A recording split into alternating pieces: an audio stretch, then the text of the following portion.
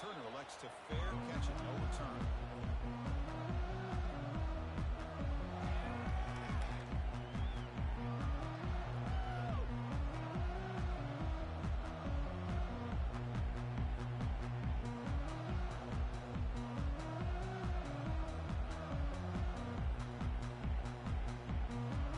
Up front, line up. It's first down.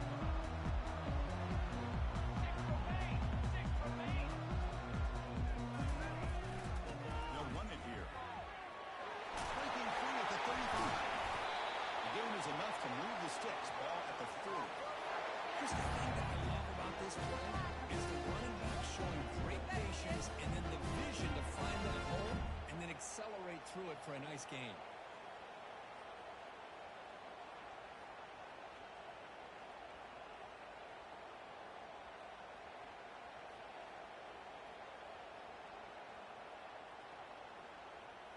Game moves the ball to the 40. It'll be first down. Looking downfield. It's Keene. Receiver makes the grab. And the defense swarms. Not much of a gain on that completion. Any good offense has to have a reliable, quick to intermediate passing game. Even though that wasn't enough for the first down, it's plays like this that help you sustain drives and not get stuck with third down and long.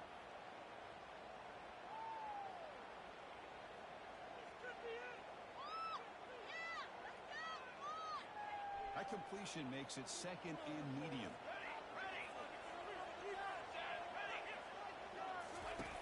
From the shotgun, drops back, looking for an open man. On the run, he's going to chuck it deep. Easy throw to a wide open receiver downfield. Tackle is finally made, but an explosive gain to move it down to the 23-yard line. This quarterback and this receiver are a matchup that's tough for any defense to match up with. If I'm the defensive coordinator, I got to start thinking about cheating a safety over against this guy to slow him down and not allow him to have such a big day.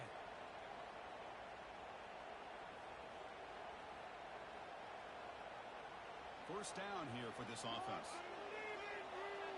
Here we go. Receiver in motion now. Quick pass. Here comes a jet sweep. He's got some room. Can he get there? And he'll get there. Touchdown.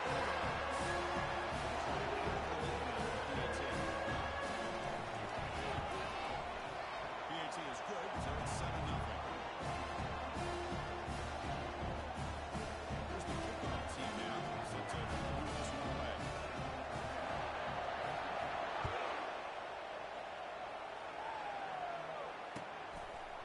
And he's going to bring this out from a couple of yards deep in the end zone. And if he tackled right at the 20, that's a good job of the coverage team.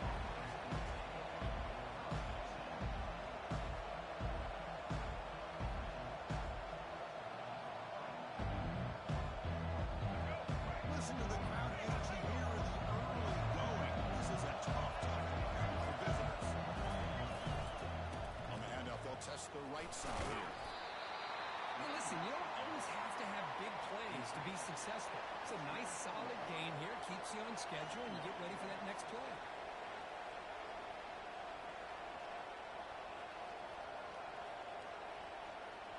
Here's the second down play.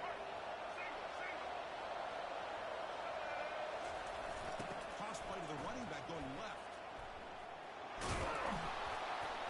Solid run. They'll bring it back to the 28-yard line. Well, they didn't bust that for a big play, but it makes this third down coming up a little bit more manageable, and that certainly has a lot of value. So from the 28-yard line, it's a third and manageable here.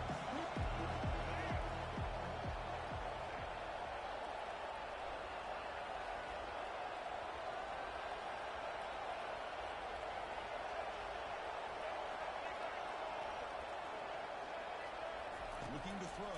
It's Sellers. A short completion of the tight end. They bring him down, but that's a solid gain on the play. What a clutch play here by this offense to convert on third down. I know it's still early in this game, but the fact that they dug themselves a hole to convert there and keep this drive alive, they got a new set of downs and a chance to dig into this lead.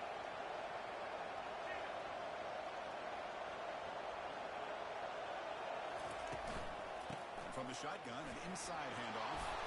Nice run. He's brought down at the 44. It's a really good, solid run. I know it's not the flashiest big play, but it's important for your offense to be able to get yards like that on early downs. You stay ahead of the chains, and it opens up the playbook for the second and third down coming up.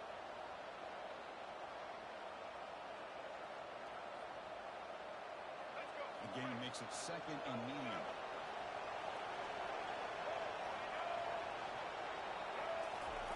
A pop pass on the jet sweep. Inside the 45.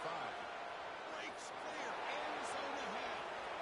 They're not going to get him. He's in. Touchdown. Simple throw. All the yards after the catch. Explosive play by the receiver to score. Just a dynamic, athletic playmaker. As simple as you said, Chris, just throw him the football. He makes a catch, and then all the fireworks are after the catch. And this defense just unable to corral him. Kickoff team's on the field. Let's see if they give the returner a chance to bring this one back. We'll call for the fair catch here.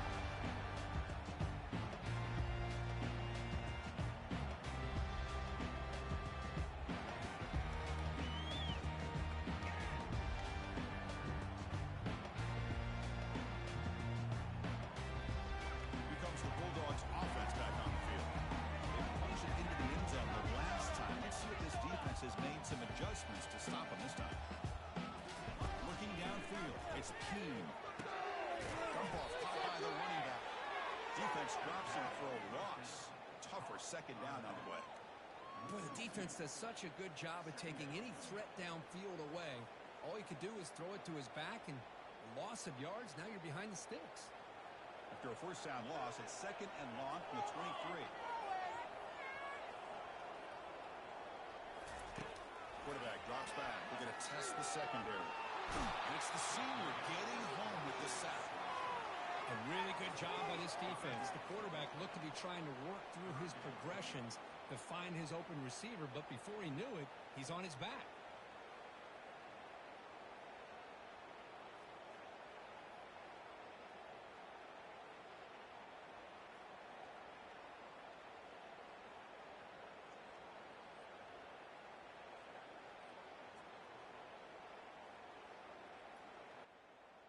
Well, a serious challenge for this offense. You don't want to be in third and long inside your own 20.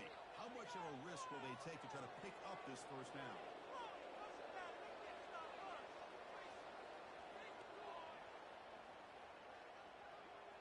They'll change the pre-snap look now. Drops back, looking to throw for it on third down. He's going for a big play downfield. Deep ball is caught for a huge gain here. Tackle made after a big gain. A huge play by this offense. Good timing between the quarterback and the receiver. You can see the quarterback wanted to put that ball away from the defender up high. And how about the receiver? Adjusts to that ball thrown to the outside. Does a nice job of getting his feet down and comes up with that big play. This line getting set up. It's a first down play.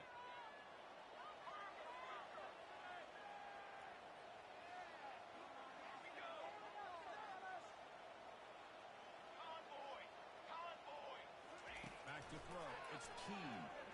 He's running out of time here. He's hit as he throws it. But it's incomplete. Even in a first down throw, he was under some heavy pressure. Well, it's pretty simple. The defensive line does a great job of getting after the quarterback and forcing him into that incompletion.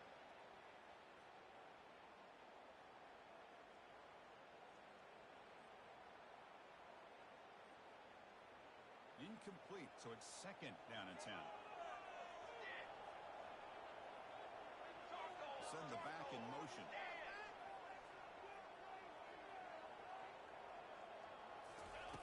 Second down, we're going to throw it. Down the middle, it's Ryan. Defense finally brings him down, but a nice chunk play.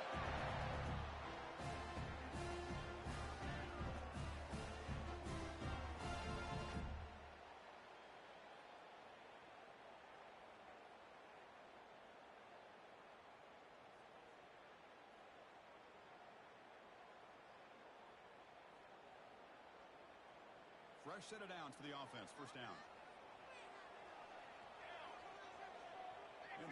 goes in motion.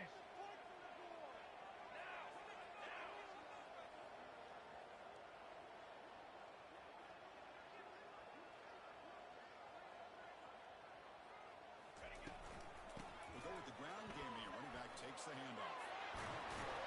They stop him at the 22. This offense in great scoring position now. Nothing better than an offense on first down to be able to pick up big positive yards like that. You can either keep giving it to the back, or it can set up play action and get the defense to come up to the line of scrimmage, and you can throw it over top of them.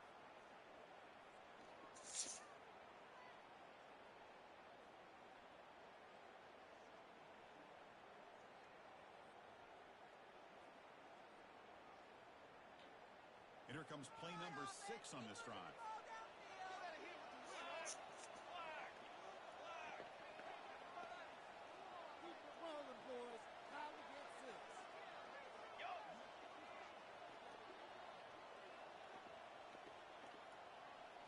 Back to pass. It's Keen. And it's incomplete. The defender arrived at the same time as the football. And now it's second down. Well, this quarterback and his receivers have got to get on the same page. They've got to find a rhythm if they want to move the ball down the field.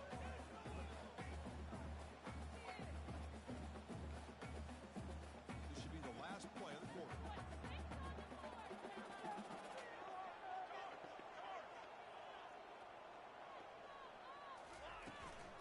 Out of the shotgun, he'll hand it off. And that's a solid gain for the defense able to bring him down. You there, bro?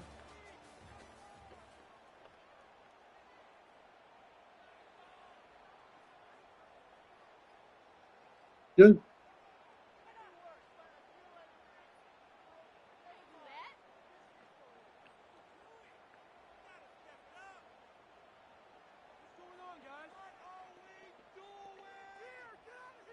First play of the quarter is a crucial one. Offense trying to convert this third down.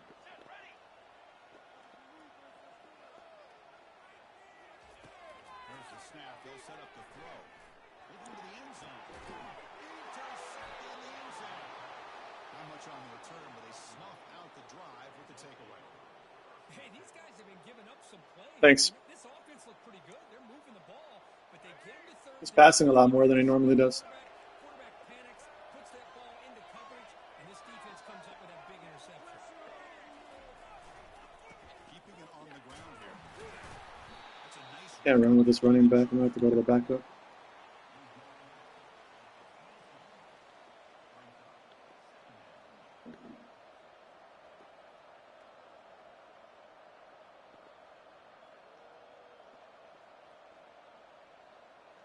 second down after that run on the previous play.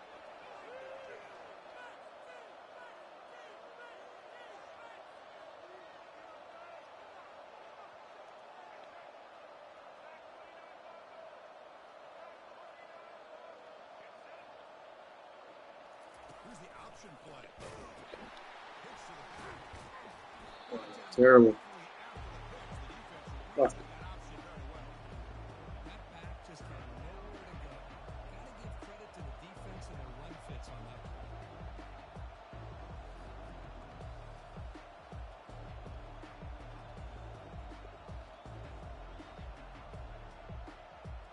So a tricky situation here. Third and very long inside your own 20. How much of a risk do you take? You know this defense could be very aggressive at this moment.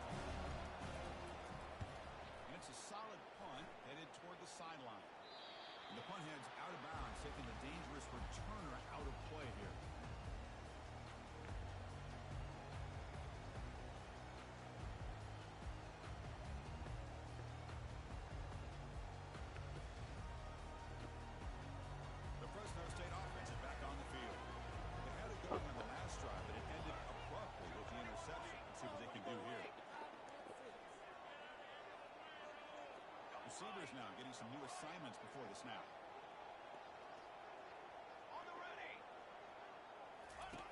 First play of the drive, they're going to throw the football. Looking for a deep completion.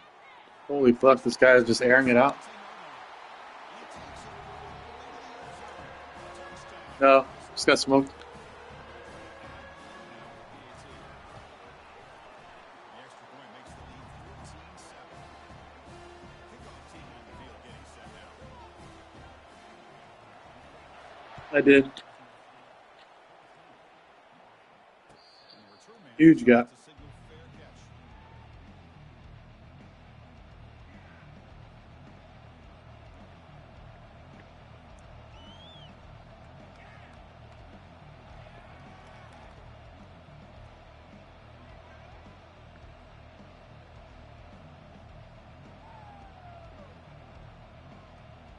So Marshall's offense takes the field again. Last time was a quick 3-and-out, and they get a drive going this time. Pretty easy call for the head coach. He will accept that penalty, of course. First down play call. How aggressive will it be? Scanning the field. It's Sellers. Receiver looks it in. It's complete.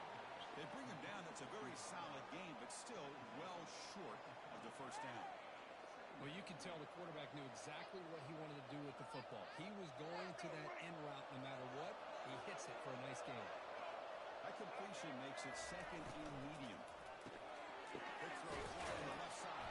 They tackle him. Looks like it's going to be just short of the mark, inches away. Chris, the more we watch these spread offenses attack in today's game, it's not just about the vertical shots with the taller receivers on the outside. Defenses are challenged even more by those smaller slot receivers and their quickness in space.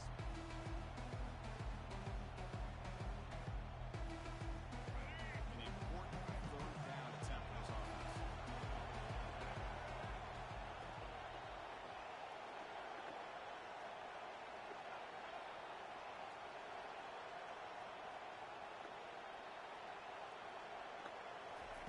Looking to pick up the first down through the air. Looking to scramble now.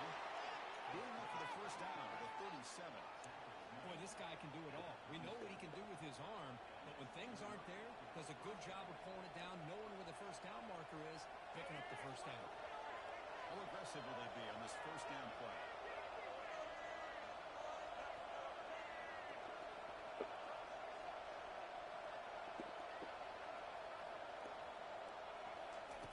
And the quarterback dropping back. Fuck. A lot of times we get caught up, Chris, in the one-on-one battles with the receivers and the DBs. Here's a great example of up front, the offensive line and the defensive line. Who wins that battle? Yeah. This time the defense wins it, and they get the sack. We'll see if they can overcome the sack. Second and very long.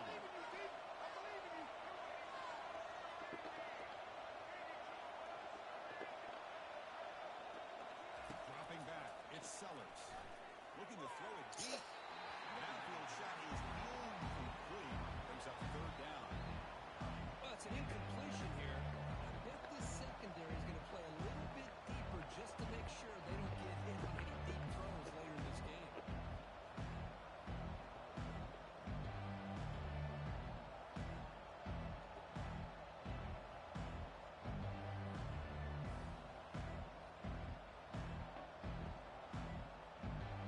Offense will try to convert a third and long from the 27. We'll see if the defense brings the blitz.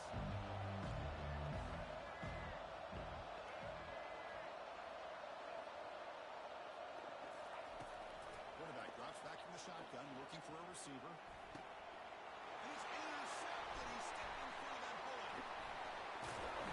He'll be taken down, but after a good return. He didn't really seem to feel like he had anybody open. He just puts it up in the air, and the defense says, thank you, we'll take it.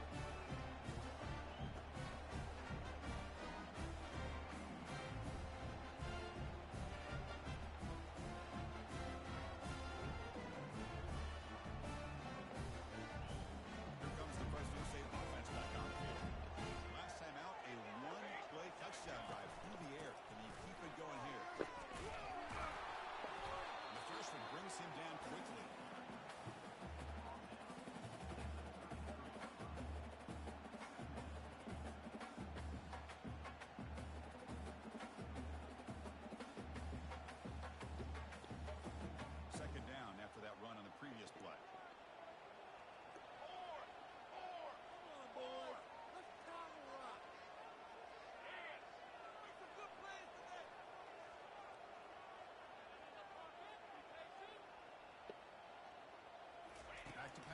It's Keen.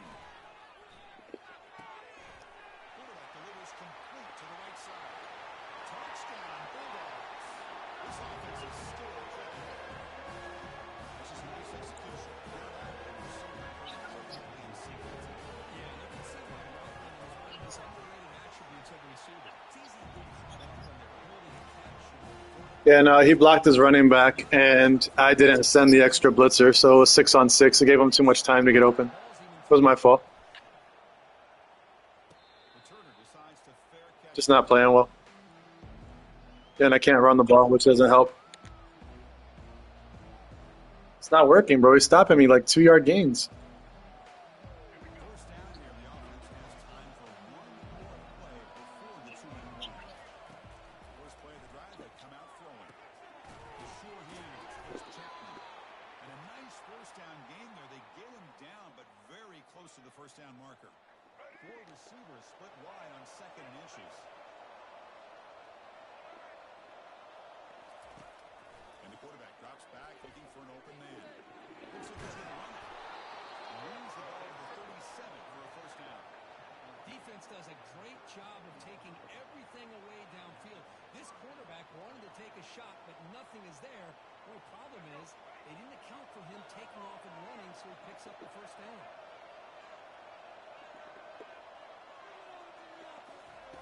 And they're going to throw now on first down. He gets loose, able to pick up a solid gain there on the scramble. They'll crank up the tempo here with the clock ticking down. 2nd down. An inside give now from the shotgun. He's found some room at the 45. And a big gain before he goes out of bounds. The offense keeps churning, gets a fresh set of downs. They trust the left side of that offensive line and come up with a huge play on the ground. Yeah, your favorite, Chris, there. They were pin and pull there on the left side. Great blocking on the left side, able to create a great push. Nice crease, and the back found that with the vision and picks up some big yards for that first down. He's looking to scramble. Slides down to avoid the tackle. Chris, watch him work through his progressions here. Finds the first and the second option aren't there. By the third option, he's got to pull it down and try to pick up some positive yards, in which he did, and then he slides down to avoid the big hit. Offense getting set. 2nd down play here. Makes a quick grab. Tackle at the 6-yard line after the completion. Offense really threatening now.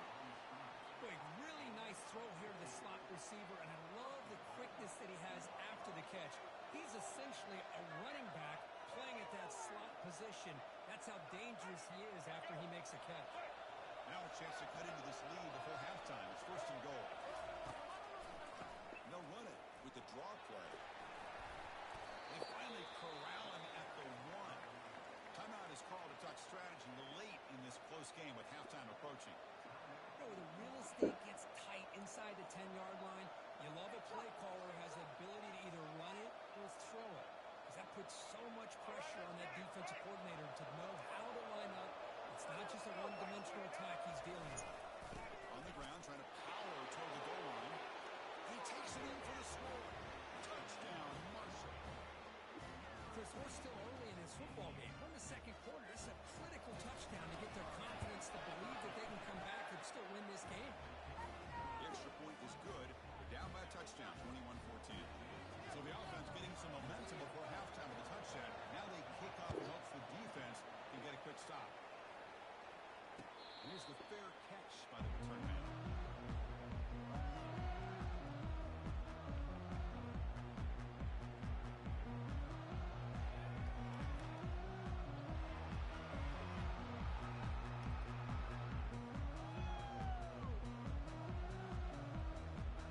Here comes the Bulldogs offense back on the field.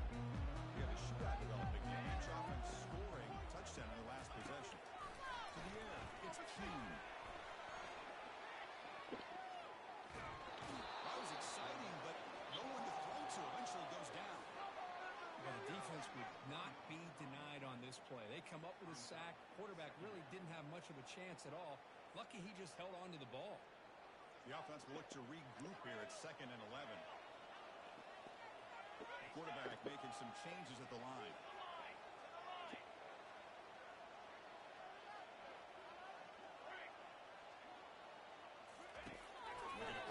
on second down.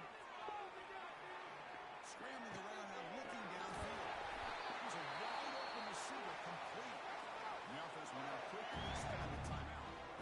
Chris, how about this? I mean, there's nobody open initially. He rolls out, get out of the pocket, away from the pressure, and eventually finds the big tight end for those positive yards in that first down. So the offense takes the field in the final seconds of the half. Chance for just a couple more plays.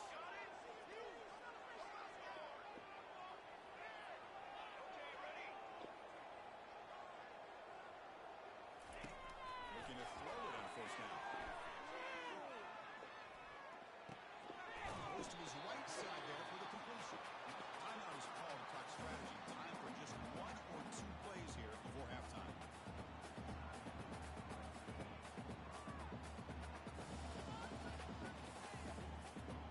Pass caught. Second down now.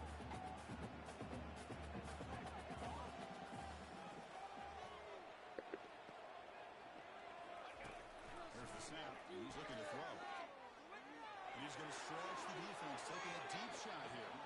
And it's Catch the ball, bro. 3 seconds left on the clock. Pretty nice catch here, but a missed opportunity for an interception. Let's face it, a lot of these defenders, they've got it all. Speed, athleticism, hands, sometimes a little questionable, as we saw here. Looks like one more play here before halftime.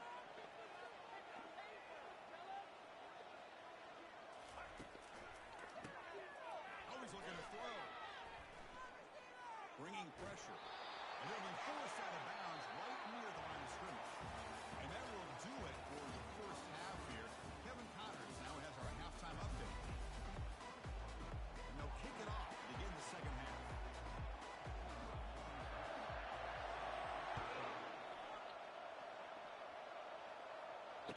All right. He'll bring it out from his end zone.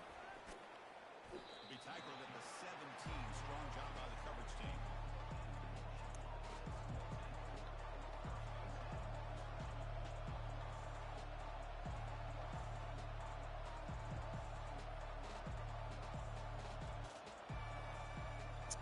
Here comes Marshall's offense back out onto the field.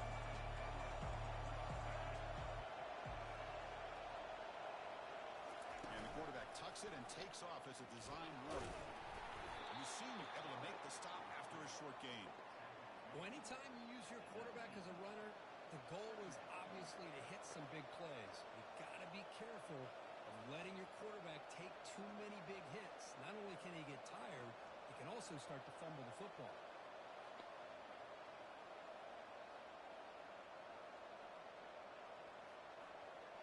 Second down play coming up.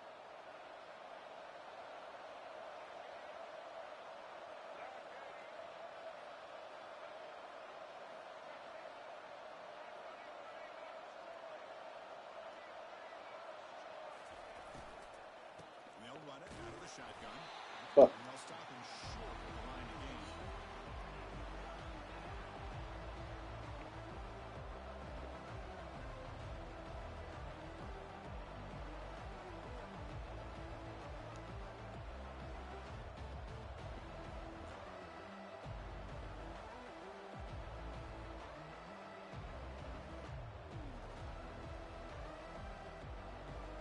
Not going to be easy here. Backed up a long way to go for a first down. Dropping back, it's Sellers. Receiver makes the catch. Defense stops him short of the mark, so it's pulled down. Chris, great effort here by this defense to keep him short of the first down. Now they've got a tough decision to make here on this fourth down and short. The offense stays on the field. Going to go for it on fourth down in their own territory.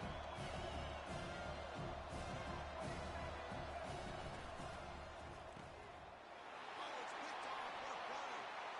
He's got some room and some blockers here. He'll take it all the way in. Six. Touchdown, Fresno State.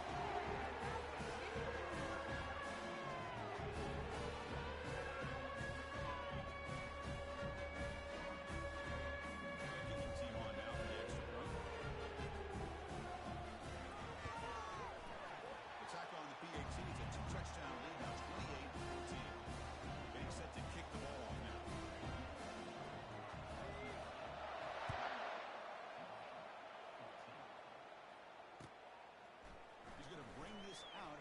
It's deep in the end zone.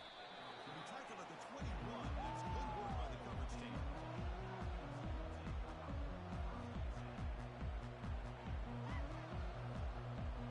So Marshall's offense takes the field again.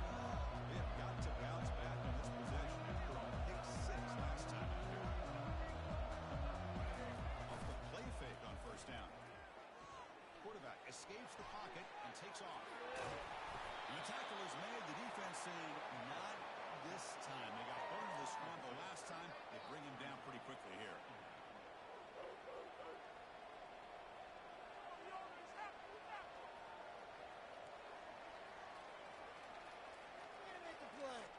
Getting set. Here's second down.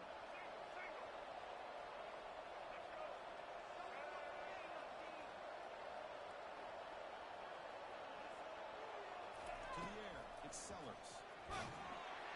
It's incomplete. That was caused by the defensive pressure. And now it brings up third down.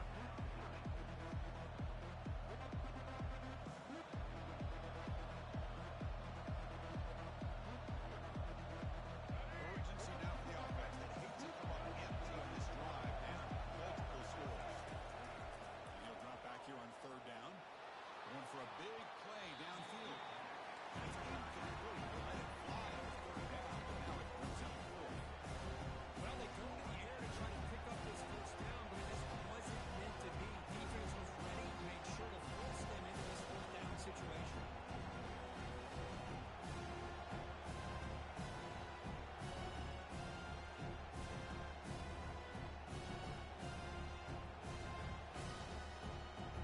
Check this out. The offense still on the field, going for it inside their own 30.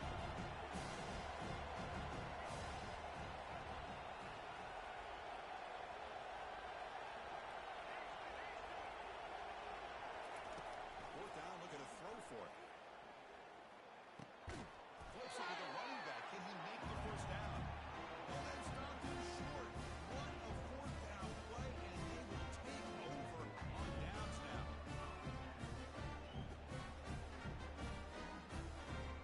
The Fresno State offense is back on the field.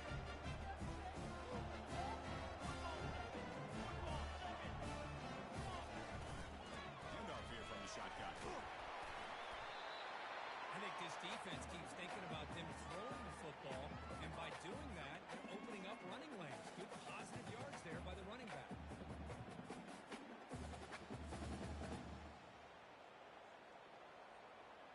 Heads up, offense is now operating in the red zone. Quarterback, pre-snap adjustments now for this defense. Looking to pass. It's Keene. There's a fastball, but it's intercepted. Short return tackle at the 21, but that's a huge takeaway for this defense. Boy, this defense did exactly what they needed to do. Come up with a turnover here in the second half to get themselves back in the game. They get the interception. Now, can their offense come up with a way to cut into this lead? Here comes Marshall's offense back out onto the field.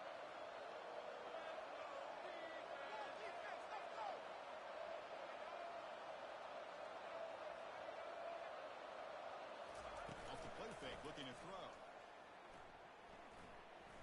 Running out of time in the pocket. Got in for a sack. A big play made them one of the senior leaders of this defense. Well, the offense tries to go with the play action to slow this defense down, but they weren't buying. They applied the pressure and came up with the sack. They're behind the sticks on second and long here from the 12. They flip it to him on a jet sweep. And he shoved out of bounds with the defense short of the first down marker.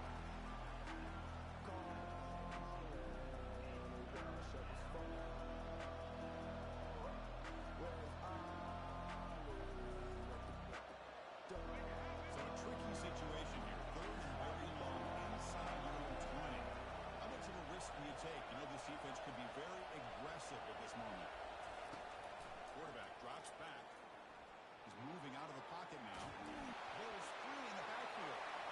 Now the defense has got it going the other way. How about this defense flying in there trying to get their hat on the ball? They do, and they're able to pounce on it for a big turnover.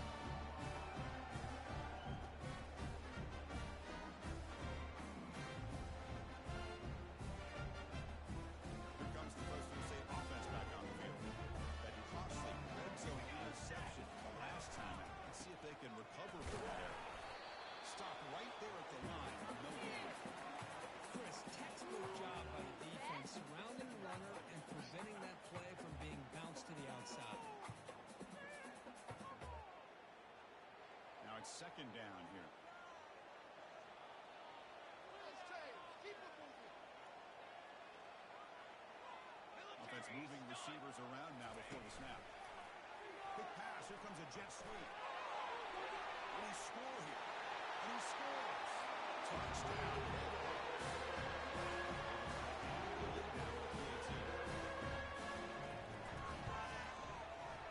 And the extra point makes it a 3-touchdown lead. Kickoff team is on the field to put this one away.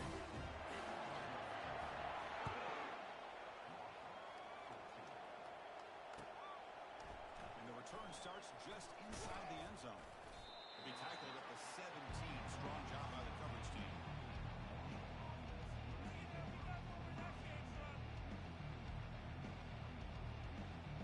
So Marshall's offense takes the field again.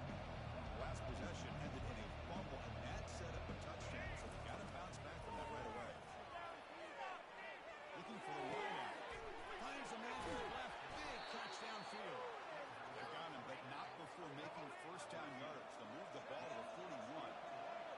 Offense operating at high tempo now. No huddle. Here comes a first down pass attempt. Here's the throw deep downfield. Catch made. It's a big play inside the 30. And they'll bring him down, but this offense creates a huge chunk play. Well, this is what you would call a three-down back. Running backs that can run between the tackles, they can get outside, and they can also catch the ball out of the backfield. Here they have the bench. There's a shot toward the end zone. And the pass is dropped incomplete. Would have had a huge gain. Took his eye off the ball. Really good job here by the defense in coverage. Did a nice job here of staying in phase with the receiver. There's no chance for a completion at all. Offense lines up for a second down play off the incompletion. To throw, it's Sellers. Fires it to the right. The QB throws his third pick of the day. And he's wrapped up after a solid return. That was a terrible throw, bro. It's crazy. I just didn't play well today. He's playing like really deep zones. It's weird. I don't know exactly what he's doing, but he's basically like he's able to stop the run, but he's playing like zones that are going like really deep back. So it's like the only thing that's open is really like underneath in the middle. So it's like I think I did give up on the run too early for sure. But I don't like my running back. I just like he's brand new to my team. I just recruited him and he's trash. I might have to move a receiver to running back. Second down after that run on the previous play. Quarterback drops back from the shotgun. Over the middle, it's Moss. Good enough for first down yardage. The defense sits back in his zone coverage. Yeah. Good job here by the quarterback, recognizing that soft coverage. Hits the routine drag route underneath for a first down. First down play call coming up. How aggressive will it be? Let's go. Out of the shotgun, he hands it off. They tackle him right at the 35-yard line. There's just not a whole lot of options here for this quarterback on the RPO. The defense, give him credit. They did a nice job of sniffing it out. I'm surprised if the quarterback is second-guessing that decision of giving it to the back instead of pulling that and either running it himself or maybe making a nice throw. Quarterback looking to pass here on second down. Receiver makes the grab. He's throwing a lot, dude. It's like catching me off guard. I've never seen him throw this much. Difference maker in this football game. He's got 2 touchdowns already. Now they look to him again, and he picks up the first down.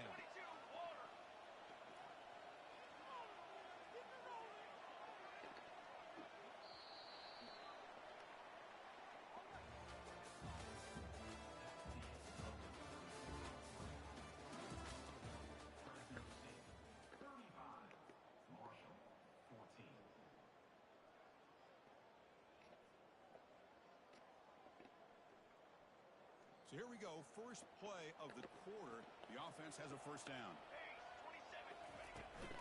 They'll hand it off. Tackle behind the line. It's a loss of 2. Boy, these obvious running situations are very tough when you're working with the lead late in the game because you know the defense is going to stack the line of scrimmage, make it as difficult as possible for you to run. No, but that's why I slept last year also. They're They're trying to punch that ball out, do anything they can at all. I just got used to playing with that one. Second down play coming up for this offense. Makes a quick catch. And they've got him. This is an example of a quarterback and his He probably would have whipped my ass the same way he's whipping it right now. offense gives you. Not a huge play, but positive yards. The defense wants to give that throw to you. You take it, get the ball to your receiver, stay ahead of the sticks. Third down play for this offense. Quarterback making adjustments now to what the defense is showing. Here we go. They're going to throw forward on third and short. It's a quick grab. That's a big gain before he goes out of bounds. It'll move the sticks more than enough for the first down. Well, this quarterback is on flat foot. Here they are working with the lead in the second half. Get to a third down, you got to throw the football. This is where you trust the quarterback to make a good decision, an accurate throw. He does it, you convert, and you keep working that clock. And the tight end goes in motion before the snap. They'll stop him behind the line for a loss of 1. That was that excellent linebacker with a clear path just running downhill quickly.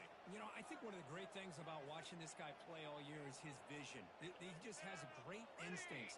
That time the defensive line ate up all the linemen, freed up the linebacker to get into the backfield, and the result is a tackle for a loss for the backer.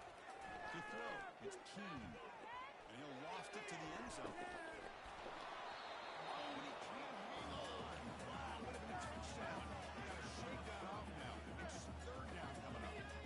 Chris, not only really good coverage here by the defense, but I love their awareness. That ball is in the air, headed to the end zone, and the ball is separated from the receiver with the contact.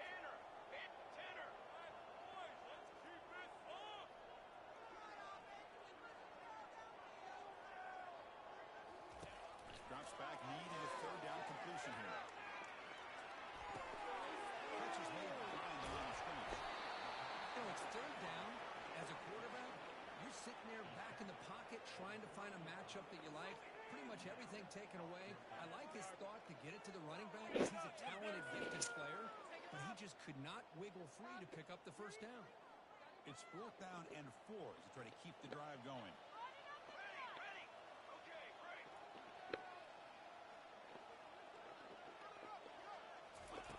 From the shotgun, drops back. And it was his 3rd interception of the day. Going the other way, can they stop him? Inside the 10. Takes the pick to the end zone. Touchdown, Underling Hurd. Chris, how about the defense coming up with a huge play here? Not only the turnover, but it leads them to a score with a touchdown on this interception. Now they're trying to get back into this game. They may have a shot to make it a lot closer than what we thought. PAT cuts it to a 14-point game, 35-21. They're likely going to line up here and go for the onside kick. Mahanstein able to make the crucial recovery. Didn't go far enough. I didn't hit it hard enough. Expecting the onside kick in position, they were dialed in and pounced on the football. The Fresno State offense is back on the field. Let's see if they can bounce back from that costly mistake last time, a pick 6.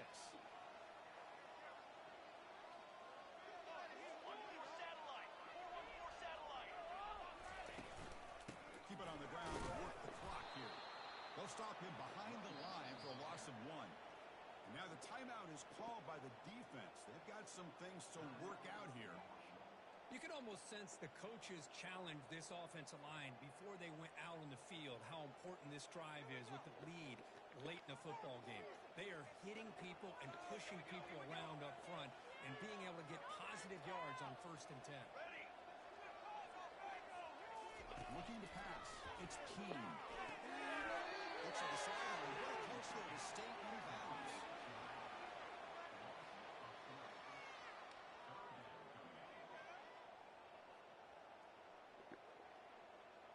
So the offense getting set. This is not where you want to be against this defense. 3rd and long.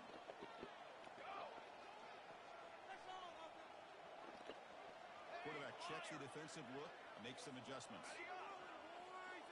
We're going to throw it on 3rd and very long. He swings this one down the left side. Fucking shitty ass corner, bro. Oh god. That's frustrating. Touchdown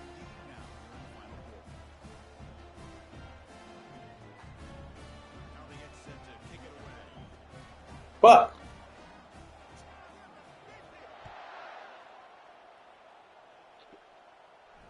This one will be fair caught.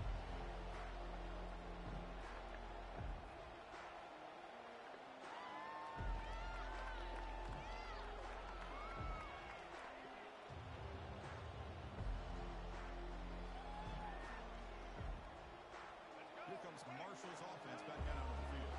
They had some good things going in the last drive, but it ended suddenly with the pick. Let's see what they can do here.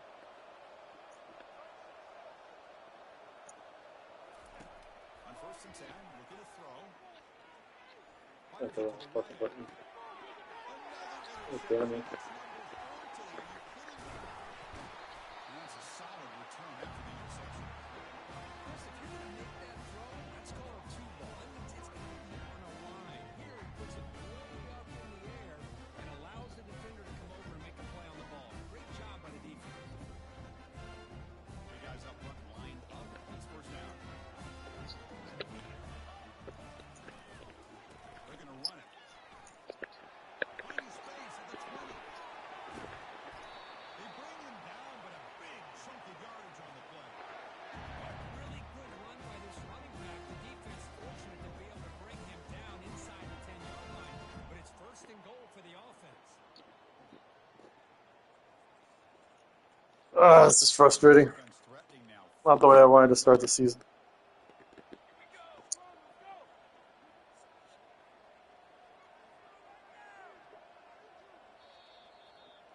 Batman, Webster, and Romel. The offense I should be okay, close to the but goal line with a new set of downs. yeah, it should be okay. I'm not sure how the quarterback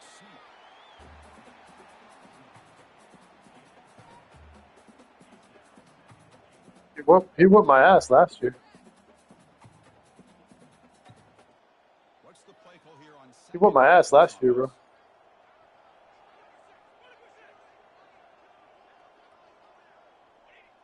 the offense just takes a knee here.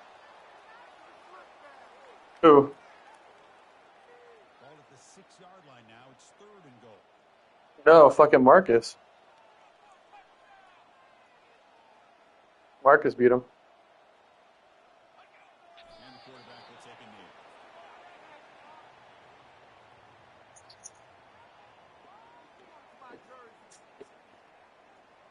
So this one is tucked away. Time for victory formation.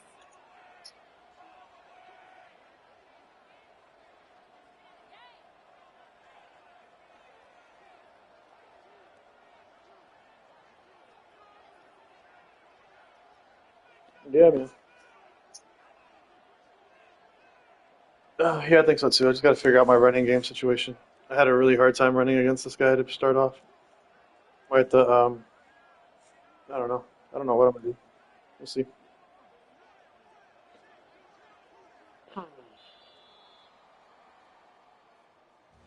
So that's now back-to-back wins, Kirk, over quality opponents. This team really building some momentum. Yeah. I agree. I think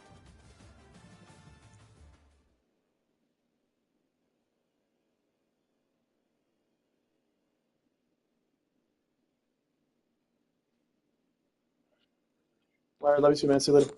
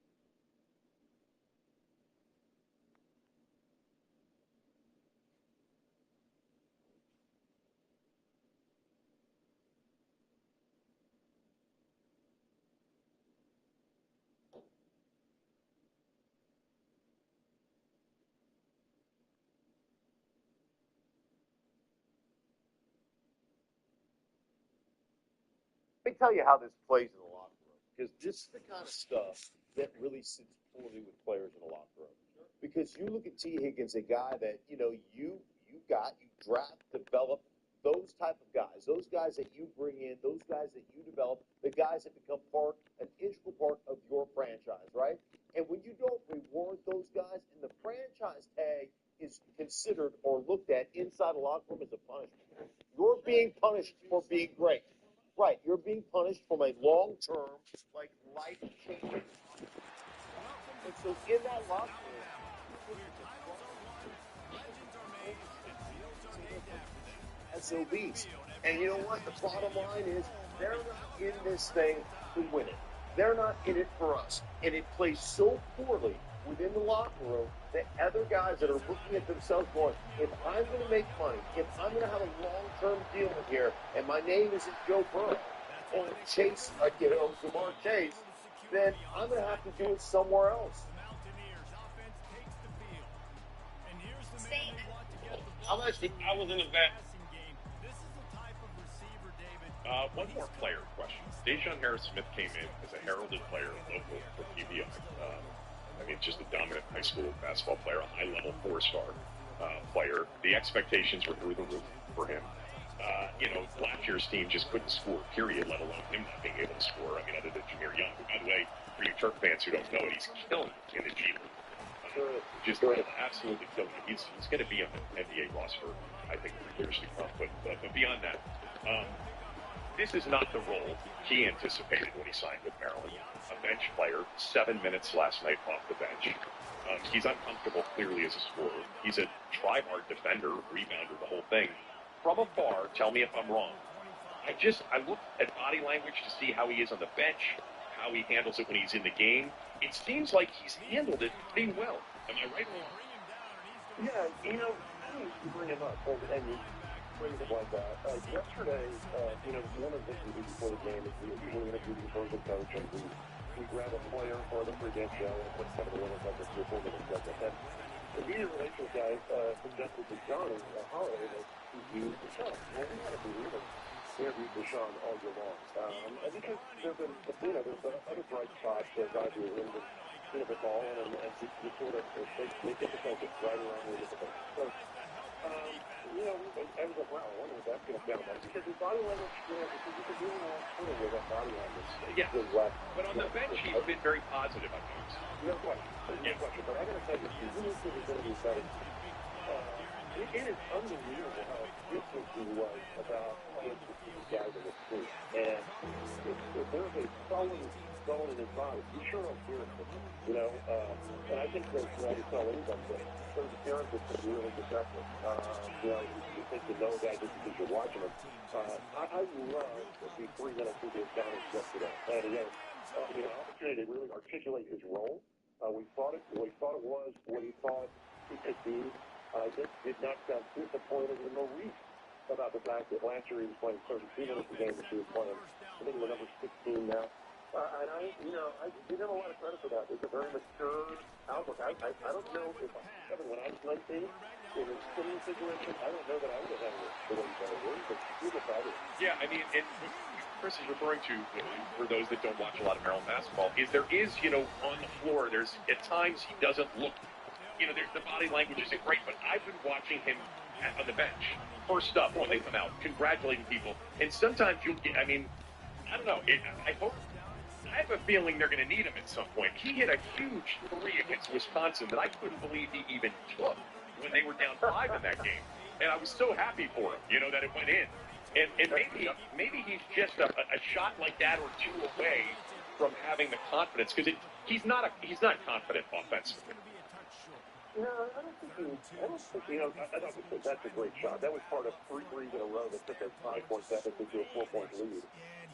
And I don't know that you necessarily need that kind of thing from him, but he's kind of a blood-and-guts type player, a guy who plays in the trenches, and you certainly need guys like that. And I'm reminded of that line. I think I use it with you all the time, but some guys play the piano, some guys carry the piano. And I think it's Sean carries it. And, Derek Green is, kind of virtuoso, if you will. All right, it's 6 games left in the regular season. They're going to clearly move up, in these projections. If they got 3 home games left, they got an opportunity to end up a pretty high seed in the tournament by the time I'm not talking about the Big Ten tournament. I'm talking about the NCAA tournament. I don't think a 4 seed is out of the question with what they have left. You agree?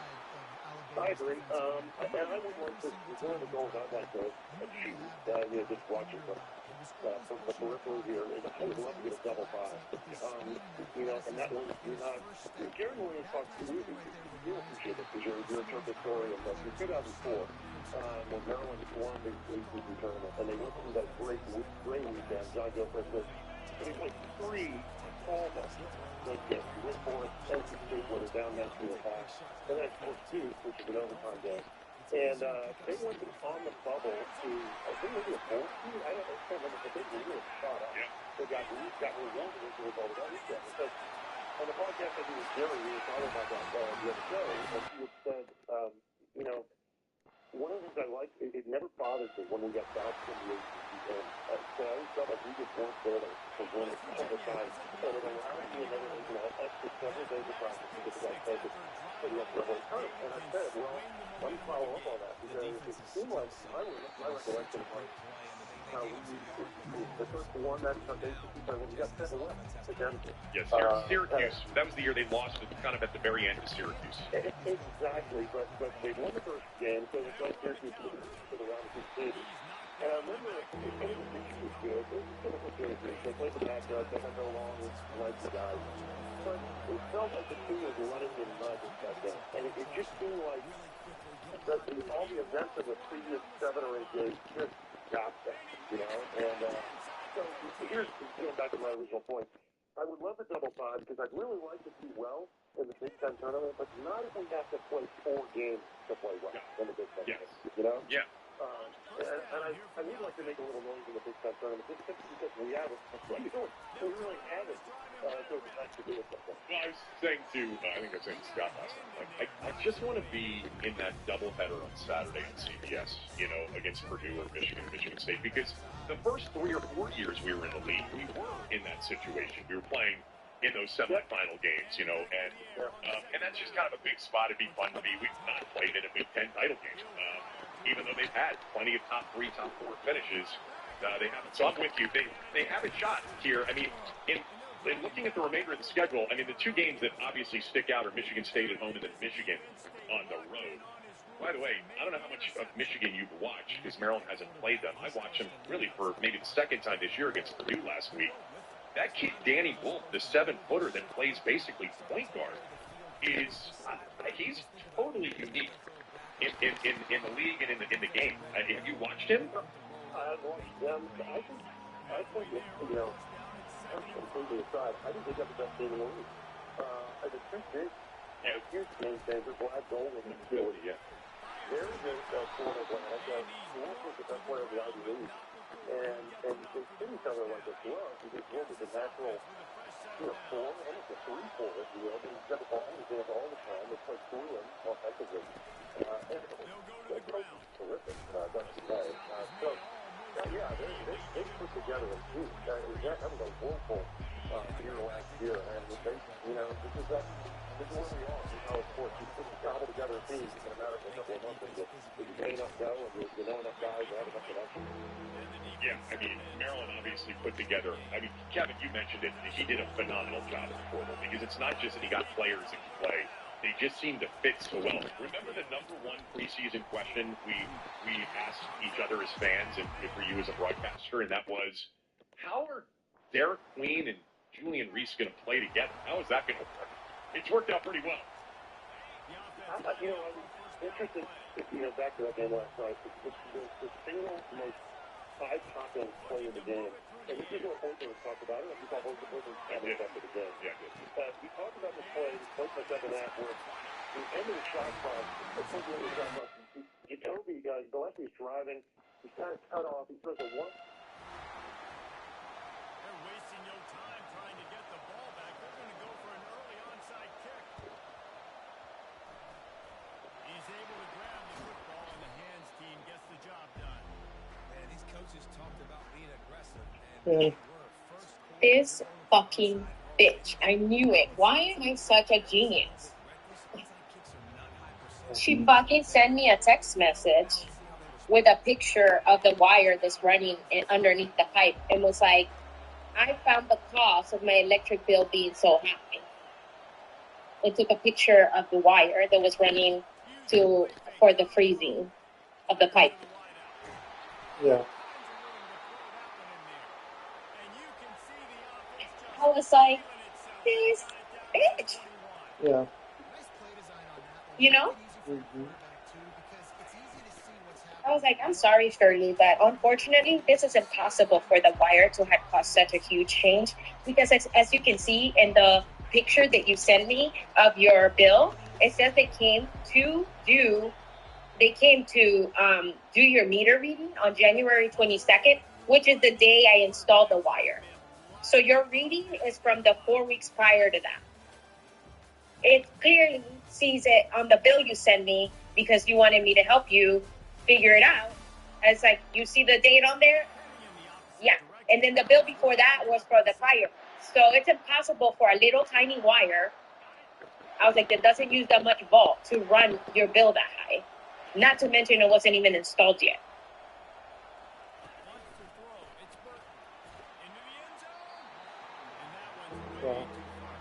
Mm-hmm.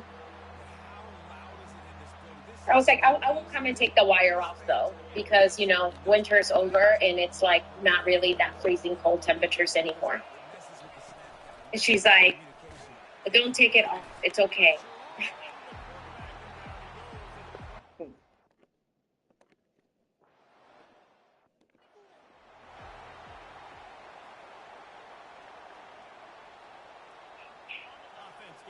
Yeah, it's interesting. Mm-hmm.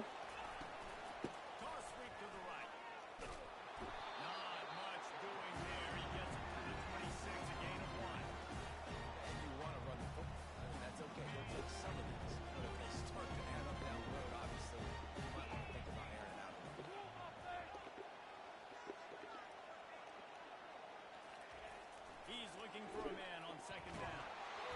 That pass is incomplete, and they might be fortunate it wasn't knocked free for a fumble. It'll be third down. Well, this offense is going to win this game, and down the road, if they're going to reach the college football playoff and hope to win a national championship, they have got to keep this quarterback clean. Couldn't do it on that last one.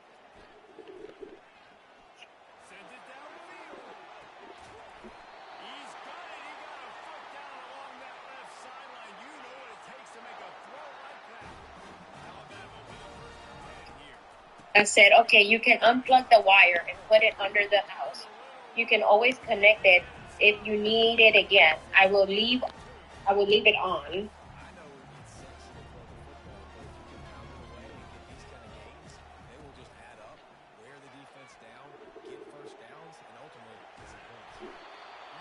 It's like, isn't it fucking hilarious to try to blame that? I mean, yeah, for sure. I mean, I get it. That's the only thing that she sees on there that's like new. But what she was trying to say is like, they found this wire. I wonder how long it's been on there for. But I'm like, it was there because I saw your cameras. You have cameras outside the house. You saw me. Yeah.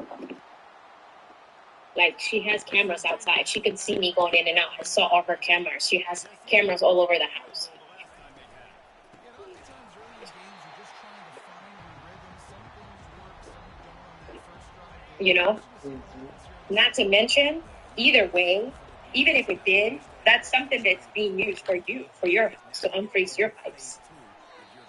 Yeah. Like, either way, you know? Like, I'm not going to unfreeze your pipes. You can wait for the temperatures to drop. You just have no water for days. If that's what you want, if that's what you choose, that's fine too.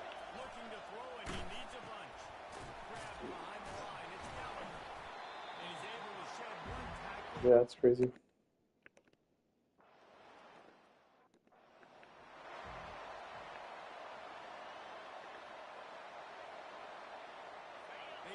Anyways, isn't it funny? That's the first thing I thought. And I was like, I bet she's going to try to pin it on me. Sure do.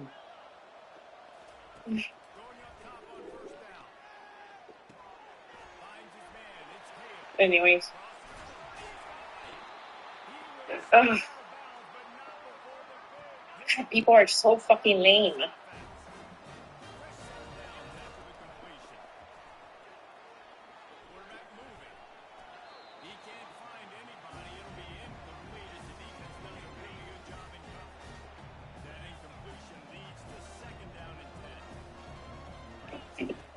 It's like a little wire, like it's like charging your phone, basically.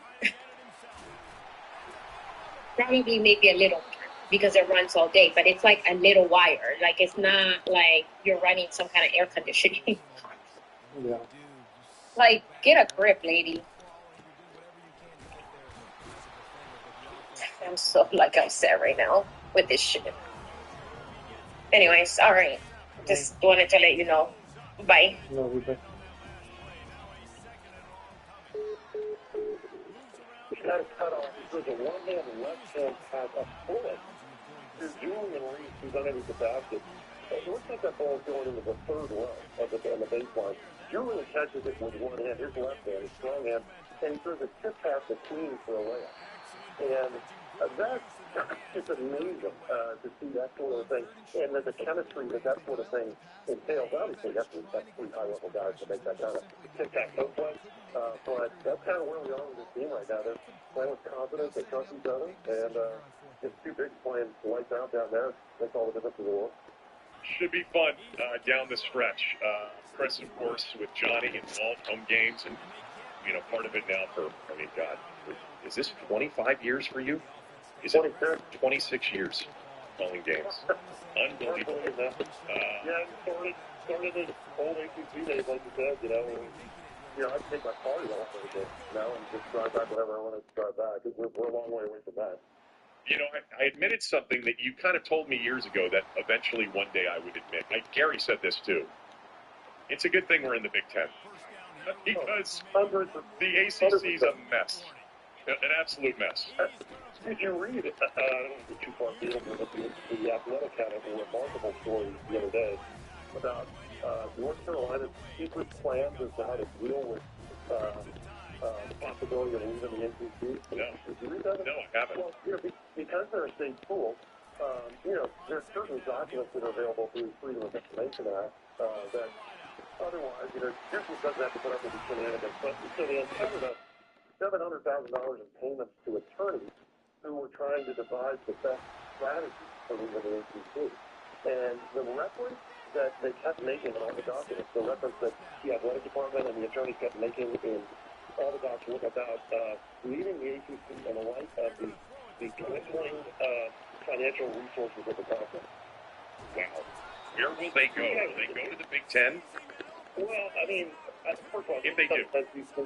Well, they fit both the footprint of the Big Ten and the SEC, I think. So, and they're going to have their choice, right? They're going to pick and choose whichever one. I think they fit more as an institution for the Big Ten, but they're going to be able to pick and choose. But you get a chance, and the Athletic never fails to me. I mean, that story was remarkable and revealing, and it's sort of, we know as well as I do, Kevin, that Clemson lawyers at Clemson and Florida State are working every day on how to avoid the exit like in that ACC. That's kind of where we are in this environment right now. The league is not doing the back half of the league is atrocious, and there's a financial aspect to it too. That's real. All right, tell everybody about the podcast with Gary and when your next airing will be. Well, I appreciate that. We just got one this morning. It's the DC Coaches Basketball Podcast. Gary Williams is at the staff guy who works with Timberwolves, and my friend Gordon Austin, he coached with me and played with me. And we have a lot of fun just kind of chopping it up. And we get a little nerdy from time to time. the best 5 ways to deal with a guy 3 in a row that every offense is starting with this these days. So we talk a lot about this shit going on around the sports, whether it's NBA or, college, because this time of year is so fantastic. It's a lot of fun. Every game is February, next one's March. Seems like Armageddon. One of the things we talked about the other day, this dichotomy where he gets Villanova playing against a very good St. John's team, and a must-win game for Villanova, right? And so they pull it off at home. At the exact same time, Wake Forest, who's kind of come out of nowhere in the ACC, had a pretty good year. They're playing at home. They're playing a bad Florida State team, but it's at Wake Forest, and you think they're in great shape. Wakes up 15 and a half and somehow loses that game by 2 to Florida State. So you think about that, these games are played, probably 600 to 700 miles away.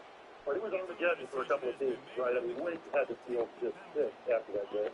And Tom Bergman, you think about Villanova, man, and the thrill of victory for those guys. At Coaches DC to listen to their podcast. I'll never forget. It's coming up on 5 years now. You guys, and you had me on. We were doing it at Tommy and Joe's in Bethesda. Yep. And it was right at the before the Big Ten tournament was about to start, and literally we were talking. COVID had become a big topic, and the Ivy League was the first to shut down. And I just remember, I think all of us were like, "Well, no, of course they're going to play the NCAA tournament. Of course they're going to play the Big Ten tournament." And it was like the next day. 2 days later, it was over. I remember that so well, Kevin, and I got to tell you, Tom Rivera that day. I know. Rivera turned to me and said, "It will never happen. The tournament will not be played." Tommy said it. He said to me, he goes, once the Ivy League shut it down, he just said, no, it's over. They're not going to play the NCAA tournament. I said, what are you talking about? I mean, I love that guy. I so wanted to call bullshit on him. And, yeah. And then you kind of wake up the next morning and you're like, damn. Yeah. Rivera was all over that. He was right. And by the way, he remembers that he was right. He only remembers when he's right. All right, this is a fun team. I might see you out there Sunday. Thanks. Awesome. All right, look forward to it. Chris Nocky, everybody. One of the best people in town, by far. It's book offering that MyBookie has. They've got the team and all of the stadium stuff and all of the Capital One Arena stuff. We've had Eric on the show many times, and it's good to have him back. And the reason I'm having you on the show is there was an event last night with the mayor. It was a town hall, and I thought maybe having you on, we could get an update on the stadium, because it's now been over, it's been a month and a half, basically, since, or almost 2 months, since the Chuck Schumer 2 a.m., we're getting the, RFK site bill passed deal. Where are we on this thing? Well, I think the event that you referenced there in Ward 7 at Eastern Senior High School, which, is really in the shadow of RFK, just months away, was really, really significant. It was, in retrospect, I think the mayor's soft launch, if you will, of her campaign to get the Commanders formally back to D.C. with the deal for a new stadium on the RFK site. It was a meeting that was kind of officially organized, a community meeting officially organized by the new Ward 7 council member, Wendell Felder, over there. But it was really Mayor Bowser's meeting. And she was joined by a team of people, but it was her presenting with a slide deck about the future of the RFK site now that the D.C. government has long-term control of that RFK site. But of note is that presentation is pretty much a presentation about why it would be such a great idea and so advantageous to build a new stadium there and bring the Commanders back to D.C. It was very much her first public, formal pitch for her plan, or the concept of her plan, as it were, to bring the team back.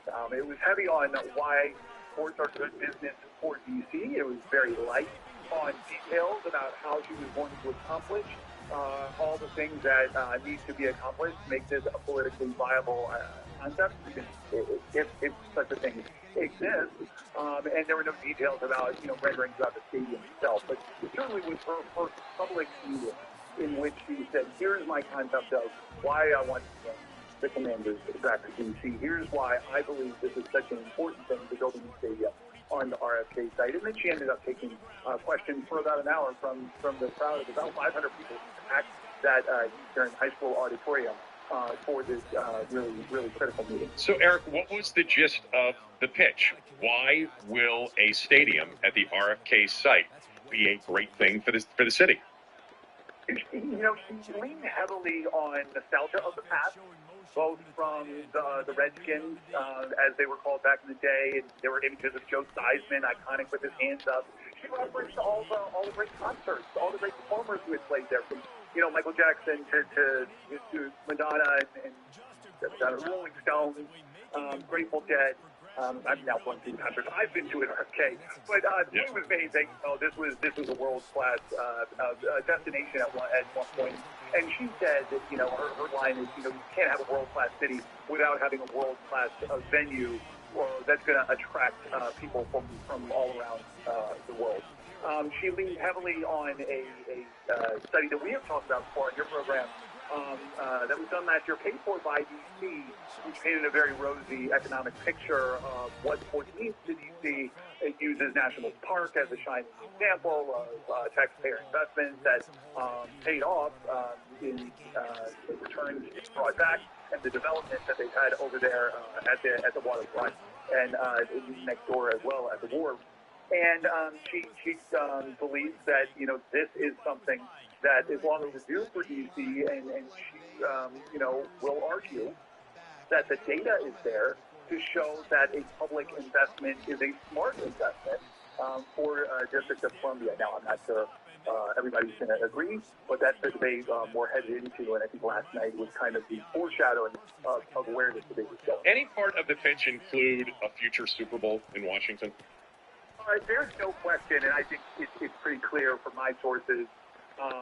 I can say definitively that the baseline to qualify for a Super Bowl is 65,000 people, stadium that holds 65,000, and I would bet $1 and then some that when we see the concepts of this plan, the rendering, that stadium proposal is going to be for 65,000 people. The mayor has said many times, and she referenced actually in her presentation last night, that she said on her first inauguration day, she said, we will have a Super Bowl in Washington, D.C., and she's now a three-term mayor. So, she has long said this, but certainly not just the Super Bowl.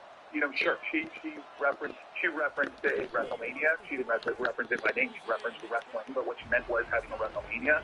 She referenced the fact that we don't have a World Cup game, which we're not going to we're going to miss out on that regardless of what happens. Hopefully future Olympics one day, potentially. But she talks about the Beyonce concerts and Taylor Swift concerts. I mean, she envisions that this is not in her mind her pitch, and I think in reality, not even just about the Lakers returning the Washington football franchise, returning to DC and the RFK site, but also having a world-class venue that is going to lead all sorts of events that are economic drivers in today's sports-centric sports entertainment economy. Yeah, keep in mind, too, when Eric mentions sort of the capacity, minimum capacity, it would be a dome stadium, too, because there's no more cold weather cities that will be Super Bowl cities. The NFL made that pretty clear after the Super Bowl in the Meadowlands back in 2013. All right, so there was one thing that you tweeted out last night. She was asked at this meeting if she would commit to not using public subsidies for the stadium, and she didn't hedge. She didn't, she was pretty direct in her answer, saying no. I mean, it's kind of an obvious answer, but was there any significance of her just coming out and saying no? I mean, it's almost like, of course not. We don't get the stadium without public subsidies for the stadium, right?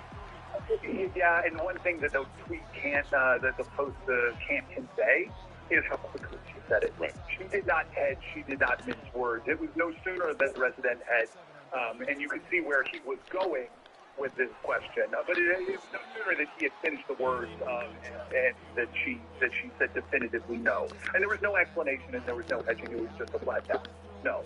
Now, less than 24 hours later, the head of council, Phil Mendelson, has come out and given his thoughts about, taxpayer money going for a stadium. And he is against it, but he is okay with the concept of infrastructure.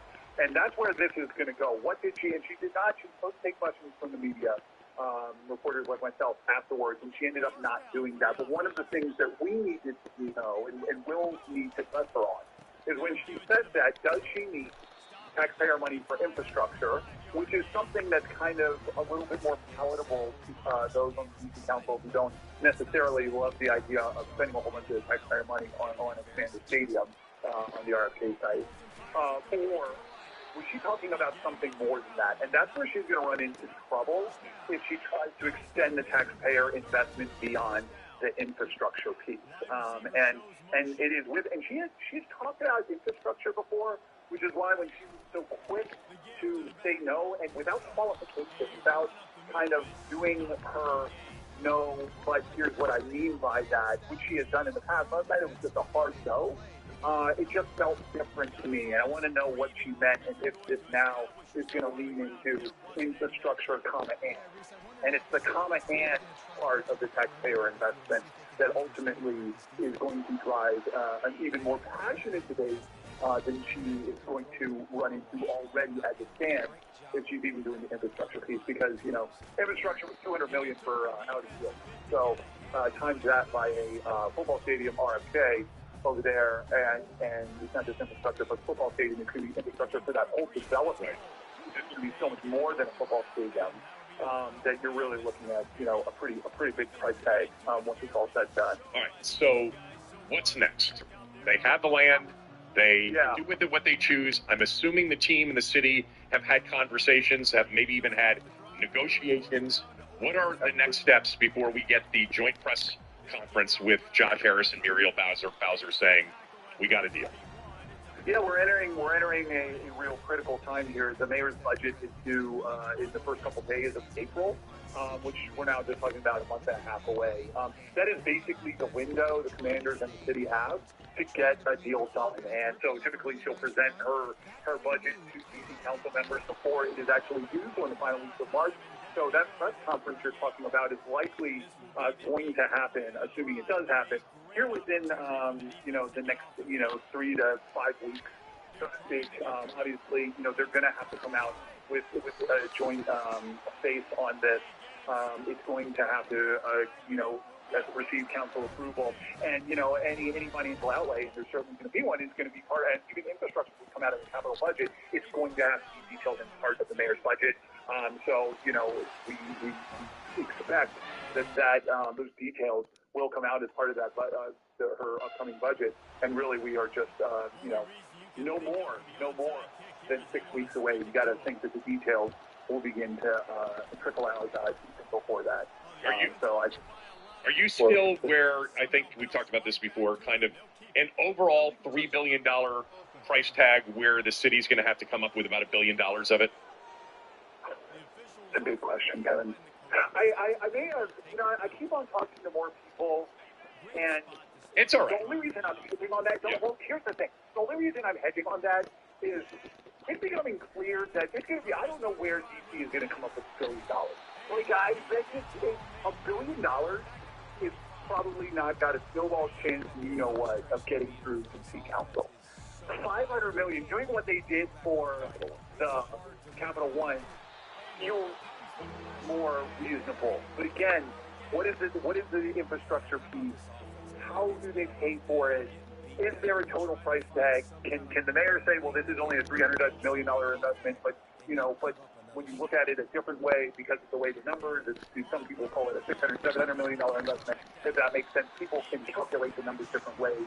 I think that's what we have to think about. And so, I think I'm as interested as the next person. I think the idea that he is reasonably going, it's not just going to come up with it, but that the city council is going to approve it seems unlikely, and ultimately she's going to have to come up with something that can pass. That can pass. Yeah, because if it doesn't pass, it's over.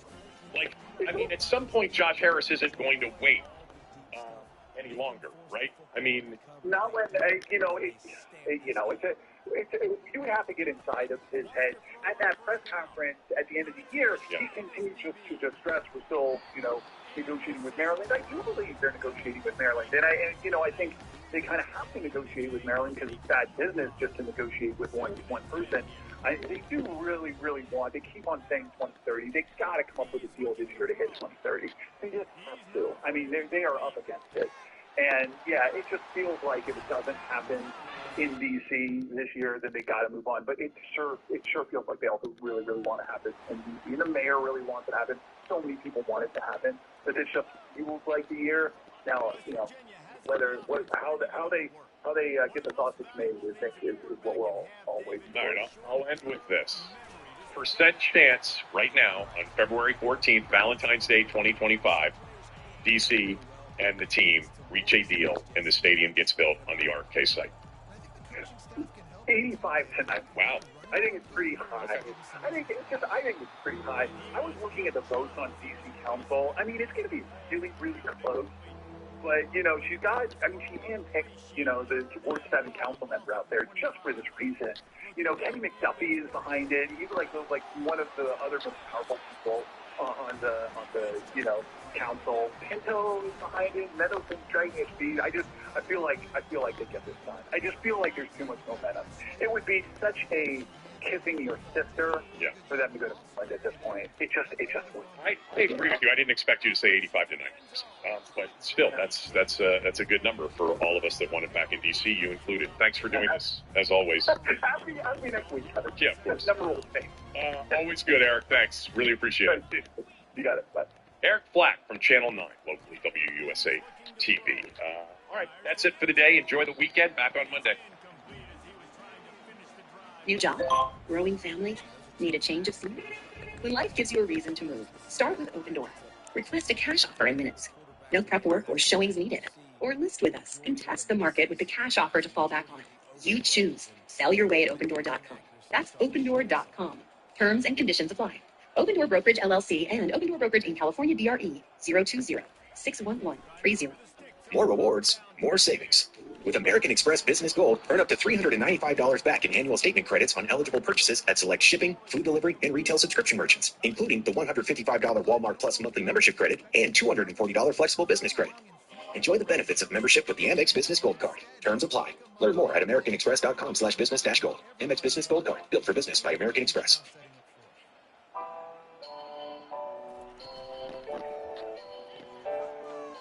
What is good? Back with a fresh crack. We got some roster reviews for your pleasure. Going to hit you with one tonight. Difference. According to Indeed data. Presenting sponsor of this podcast, call them at 866-90Nation or head to windownation.com if you need new windows. A quick show today on this President's Day 2025. Gary Williams will be with me, and we'll talk college basketball and the Terps in particular, who got another win yesterday, outscoring Iowa in the second half by 30 to win by 26 in College Park. Maryland moves up to 20th in the country in both polls after winning for the 7th time in their last 8 games. Gary Williams will join me later on in the show. So I'm going to confess something, because I promised that I would not watch any of this, I think on Thursday's show with Tommy or maybe on Friday's show. But I did watch some of last night's All-Star, event, scrimmage, exhibition, whatever that was. I wasn't going to watch. I turned on SNL's 50-year anniversary show, and I thought that was kind of insufferable to watch. Kind of boring, not really that funny in most spots. Watched it for about an hour, and then I decided to give the All-Star game, or whatever that thing was, the tournament, the mini tournament between 3 NBA teams and, a Rising Stars G League, combination team. The whole thing concocted, after the NBA players last year treated the All-Star game like it was a horse contest. And, they got urged by a lot of people in the league, a lot of former players last year, to take the thing a little bit more seriously, but they couldn't. And so Adam Silver came up with last night's, whatever that thing was. I watched, more of what I saw last year, except in short form. It was not a basketball competition. It was more of a skills exhibition, which is what we've seen the last few years, except last night they played a game to 40 with no clock. The players didn't take it seriously. Winning the exhibition appeared to mean very little. Steph Curry fired a few half-court shots in I guess they called it the championship game. He did make one of them. It was, Matador, get out of the way defense. It was another kind of disrespectful mockery of the higher-ups in the league that have been trying to get the league's all-star players to stop chasing everybody away. from this weekend and from this game. It was once a marquee league event. It was even considered a traditional, sports event. Not to the extent maybe that the Midsummer Classic is in baseball, but there was a time that the NBA's All-Star Game had a place with some stature, on the sports calendar. Not anymore. The league stars couldn't be bothered with what their employers and fans wanted. So we got something last night that before it even ended, Kenny Smith on the TNT broadcast said, quote, "I think they're going to change the format back," closed quote. For the NBA, they should hope that there's enough interest left to see if Kenny Smith is right, like to worry about whether or not Kenny Smith is right, to care about whether or not Kenny Smith is right. Last year was the second lowest rated All-Star game ever on television, eclipsing the worst ever, which was the year before. Last year, they had a marginal gain in audience because they went back to the East versus West format. I would imagine last night did not do very well. The TV numbers are not out as of the recording of this podcast. In addition to it not being a competition again, the thing was constantly interrupted with Kevin Hart and the TNT crew kind of congratulating each other for, God knows what. Look, I'm a huge fan of the TNT studio show, always have been, the show with Ernie Johnson and Chuck and Shaq and Kenny. But they were asked to interrupt the proceedings last night because I guess the short-form nature of these scrimmages were just too short. So they needed more time to run the commercials. I don't know. The whole thing was a mess from the start. I didn't see it from the start, but I did a little bit of reading today, and there's not much in the way of compliments that you can find about last night. But assuming the audience hated it, disliked it as much as I think they did, the NBA better hope that anger is the emotion rather than apathy. It's possible that this event has burned enough customers, chased enough fans away that indifference is the emotion rather than being pissed off. Anger means they've got another shot at fixing this, I guess. But if people have moved on from caring, they should move on. I don't care, but me not caring is not as big of a deal as, say, a younger audience. My youngest son, who is an NBA fan, last night, I asked him, once I turned it on, "Are you watching this?" And he said, "What?" And I said, "The NBA All-Star thing." And he said, "Oh my God, I forgot that was on." He's a fan of the league. How about this from Draymond Green before last night's game? All right, he was not an All-Star, by the way. Draymond Green said, quote, "I had to work so hard to play on Sunday night of All-Star Weekend. And because ratings are down and because the game's bad, we're bringing in rising stars? That's not a fix. I never played in the Rising Stars game. My first 2 years, I didn't touch that game. And these guys get to touch the All-Star floor on Sunday night?" I mean, he also called the product boring right now, the overall NBA product. I mean, this is a look in the mirror moment. I'm not saying specifically for Draymond Green, but for the players. The reason there was a need to fix it was because the players turned the game into a non-game. Last year, in particular, a selfish, completely detached moment for many of the league's players, and Adam Silver couldn't risk it again. So they tried to come up with something. How about this quote from Kevin Durant? Quote, "I think when you get events like this, All-Star Weekend, we don't worry about the competition. It's just more about celebrating the basketball family and the community around this time. It's a cool time." Closed quote. Give Kevin Durant some credit for at least being honest. That this is about them, not about anybody else. The best players in the game getting a chance once a year to be together and celebrate each other. I would imagine that they have a blast together. So good for him, good for them. I would suggest let them take the week off, celebrate each other next year. Just don't subject the rest of us to it. That is within the league and within that all-star community, it's an exclusive kind of group there. Call it NBA Celebration Weekend. Put it on the E! Network. Do something where, they celebrate their all-star status with each other. Maybe they put cameras and wireless mics, into the mix, and they do it at a high-end restaurant or a club. And people who are interested in the conversations back and forth and the good time that the All-Stars are having and celebrating each other can watch, and the rest of us can move on. I mean, things change. Things don't last forever. Not everything does anyway. The NBA All-Star Game, I think, is on the verge of becoming a thing of the past. There's still money to be made, so they'll continue to attempt to do it, but maybe do it in some sort of entertainment show, celebration show format. I'm being serious about that because nobody's interested in what they're putting out there in terms of the product, the basketball product. And really, the truth is, the NBA should focus much more on fixing the big problem that they have, and that is their actual competition product. You know, the regular season is really tough to watch. I personally, as many of you know, I really like the NBA postseason. It's completely different than the regular season. It's a completely different product. The regular season is horrendous. So, you know, ditch the All-Star game. Let the players have the week off. Let the All-Star players, you know, do a, you know, televised celebration. Put it on the what's that, the movie network or the Stars Network? Is that what it's called? Or VH1? Let them celebrate their own. You know, let them do that and deal with the real problem. You know, focus on the real problem. The game from October through the end of March is really difficult for a lot of basketball fans like me.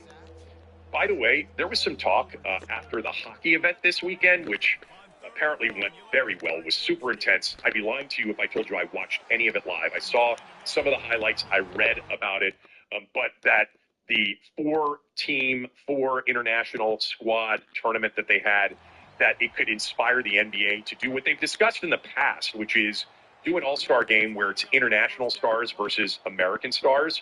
I wonder whether or not there would be enough to fill out an entire international team, because you'd have certainly 8 or 9 legitimate international all-stars. Do you have 12? Who knows? And would that rob 2 or 3 American all-stars of, you know, earning that label for the weekend? I'm not personally interested in this, to be honest with you, because I doubt it would work. I think there was a time where I would have been interested in something like this, but it's not going to work more likely than not, because the NBA players of today, they made it very clear. This is not a weekend in which the majority of them intend on being a part of a competition. This is a new, you know, group of players who could not care less about Magic and Bird and Michael and Kobe and the way they approached this. You know, it was a mid-February spectacle, but they also respected the, you know, the competition part of it. And that's not what this group in majority wants to do with this event. They want to celebrate each other, as Kevin Durant said. They don't want it to be a competitive event. So we'll see. Maybe that'll be the last gasp attempt at it next year. All right, there is some breaking news from the NFL that I am looking at right now, right in front of me, so I will get to that next, and then Gary Williams will join me in the final segment of the show. We'll get to all of that and more after these words from a few of our sponsors. Hey guys, Prize Picks is the place to go to for daily fantasy sports. I have the Prize Picks app. I'm one of the over 10 million members at Prize Picks, where billions of dollars are awarded in winnings. Prize Picks has made daily fantasy sports accessible to everybody. You just pick more or less on at least 2 players and their projected stats for a shot to win up to 1,000 times your cash. Run your game all season long on Prize Picks, America's #1 daily fantasy sports app. Prize Picks now offers MasterCard for quick and easy deposits into your account this sports season. Download the app and use my code SHEEHAN to get $50 instantly after you play your first $5 lineup. Again, download the app today and use my code SHEEHAN, SHEEHAN, to get $50 instantly after you play your first $5 lineup. Prize Picks, run your game. MyBookie is the segment sponsor. Go to mybookie.ag, use my promo code KevinDC, and MyBookie will give you a cash bonus on your initial deposit. Now, you can't cash out once you get the cash bonus. I think most of you realize that. You do have to wager on sports for a little while at MyBookie, but they'll give you additional cash, a bonus to bet with on top of whatever your deposit is. So use my promo code to get it. They've got everything you need for college basketball between now and right through the NCAA tournament.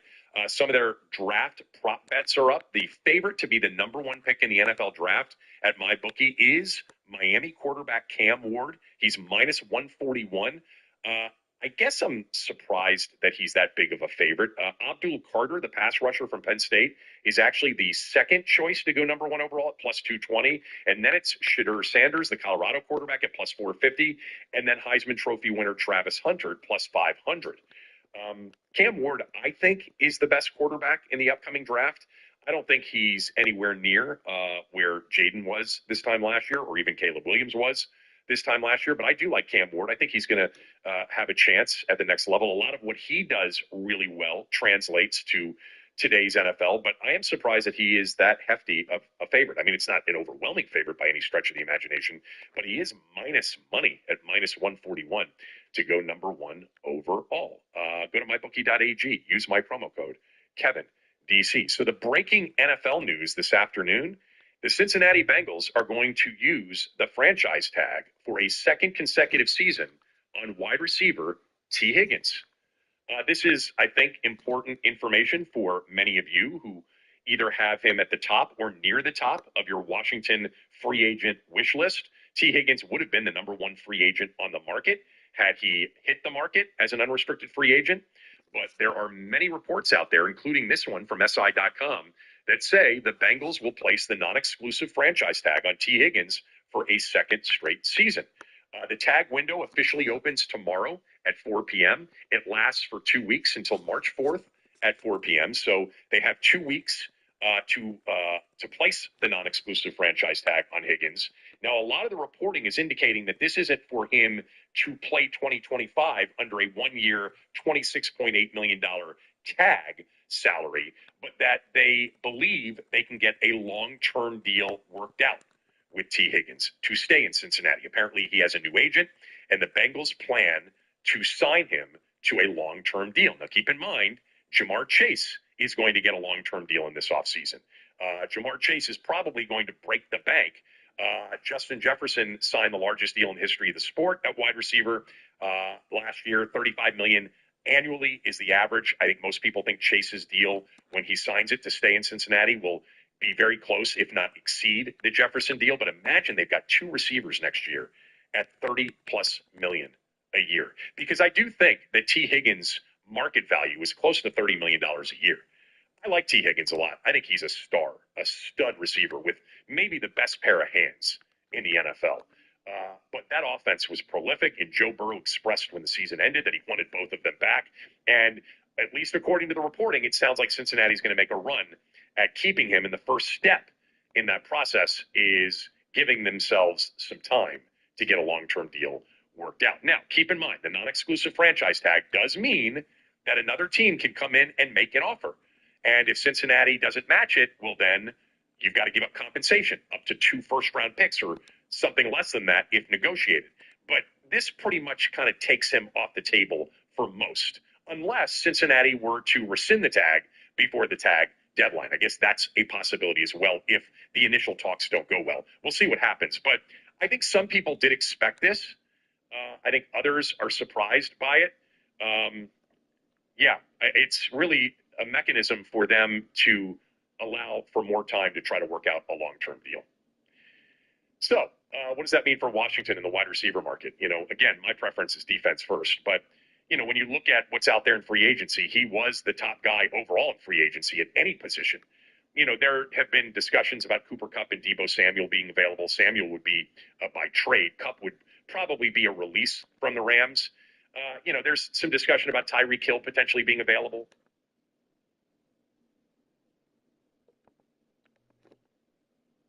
Discussion about Tyreek Hill potentially being available via trade. I don't know. At 31 years old, he's been injured a little bit here and there. Has he lost a step? Is he the right culture fit for Washington? There's a possibility somebody like Davante Adams could get released from the Jets, especially if they start a rebuild. He's got a lot of money left on the deal that he signed with Vegas. I think it's close to $70 million over the next 3 years. Would Washington be willing to go there? Look, he had a very good end of season with the Jets and with Aaron Rodgers. I looked this up over the weekend because Bill Barnwell wrote about sort of the receivers and mentioned Davante Adams. Over his final 6 games, he had 41 catches, averaging nearly 90 yards per game, and he had 6 touchdowns. I mean, prolific down the stretch considering how bad the Jets were. He had a 9-catch, 198-yard, 2-touchdown performance against Jacksonville. He had a 9-catch, 109-yard day and a touchdown against Miami in an overtime loss. He had 7 catches for 68 yards, 6 catches for 88 yards and a touchdown. I mean, Davante Adams would be a phenomenal ad for a team that is a Super Bowl contender or believes that they are a Super Bowl contender. But a lot of money, and he's 32 years old, about to become 33 next year. And who knows, maybe Aaron Rodgers ends up somewhere, and that team signs Davante Adams. That would be really irritating for sure. In terms of other receivers, Washington, if it looks to the draft, Luther Burden's a guy that could be there towards the end of the first round, I guess. Emeka Egbuka, the receiver from Ohio State, could be there at the end of the first round. The top guy, McMillan from Arizona, will be long gone, at least according to most of the mock drafts. And I'm a big fan of Luther Burden. If you want to look up a really good tape of a guy that's going to be a big time, I think, slot guy, I would think that Burden's going to be more of a slot receiver in the NFL, although he's pretty versatile. But I don't even know if he's 6 feet. He's probably like 5'11", 5'10", something like that. But number 3 for Missouri, look up his tape. He is exceptional at creating space and then really good after the catch. That would be an exciting guy to put on the field with Terry McLaurin. But again, my emphasis is on defense. I mean, they've got the chance to do everything, and it's not that I'm not thinking about playmaking players on offense at running back or wide receiver. But, so T. Higgins, that's the news. Pretty big news today. I don't think everybody's shocked by it, but the idea that Cincinnati more or less is apparently going to go down the road of trying to keep him and Chase together, they should. I mean, Cincinnati went 9-8. It was their defense that was the problem. They were a prolific offensive football team last year. You bring those guys back, Joe Burrow stays healthy. You got to think Cincinnati's got a chance if they can just add a couple of pieces. They don't lose Hendrickson as a pass rusher. They just have to get better on defense. I mean, they're like our team in many ways, except they were in the AFC North and they were in the AFC in general. I mean, what were they last year? Were they were the number 1 pass offense in the NFL, right? I think they were. Had to be because Burrow was the leading. Yeah, they were easily the number 1 pass offense in the NFL. And overall, they didn't rush the ball well, but they were a top 10 offense in a lot of advanced statistical categories. All right, Gary Williams next after these words from a few of our sponsors. Hey guys, if you've lost your hair or you're losing your hair, it doesn't mean you can't find it again. Try Hims Hair Loss Solutions. You'll be joining hundreds of thousands who have found their hair again.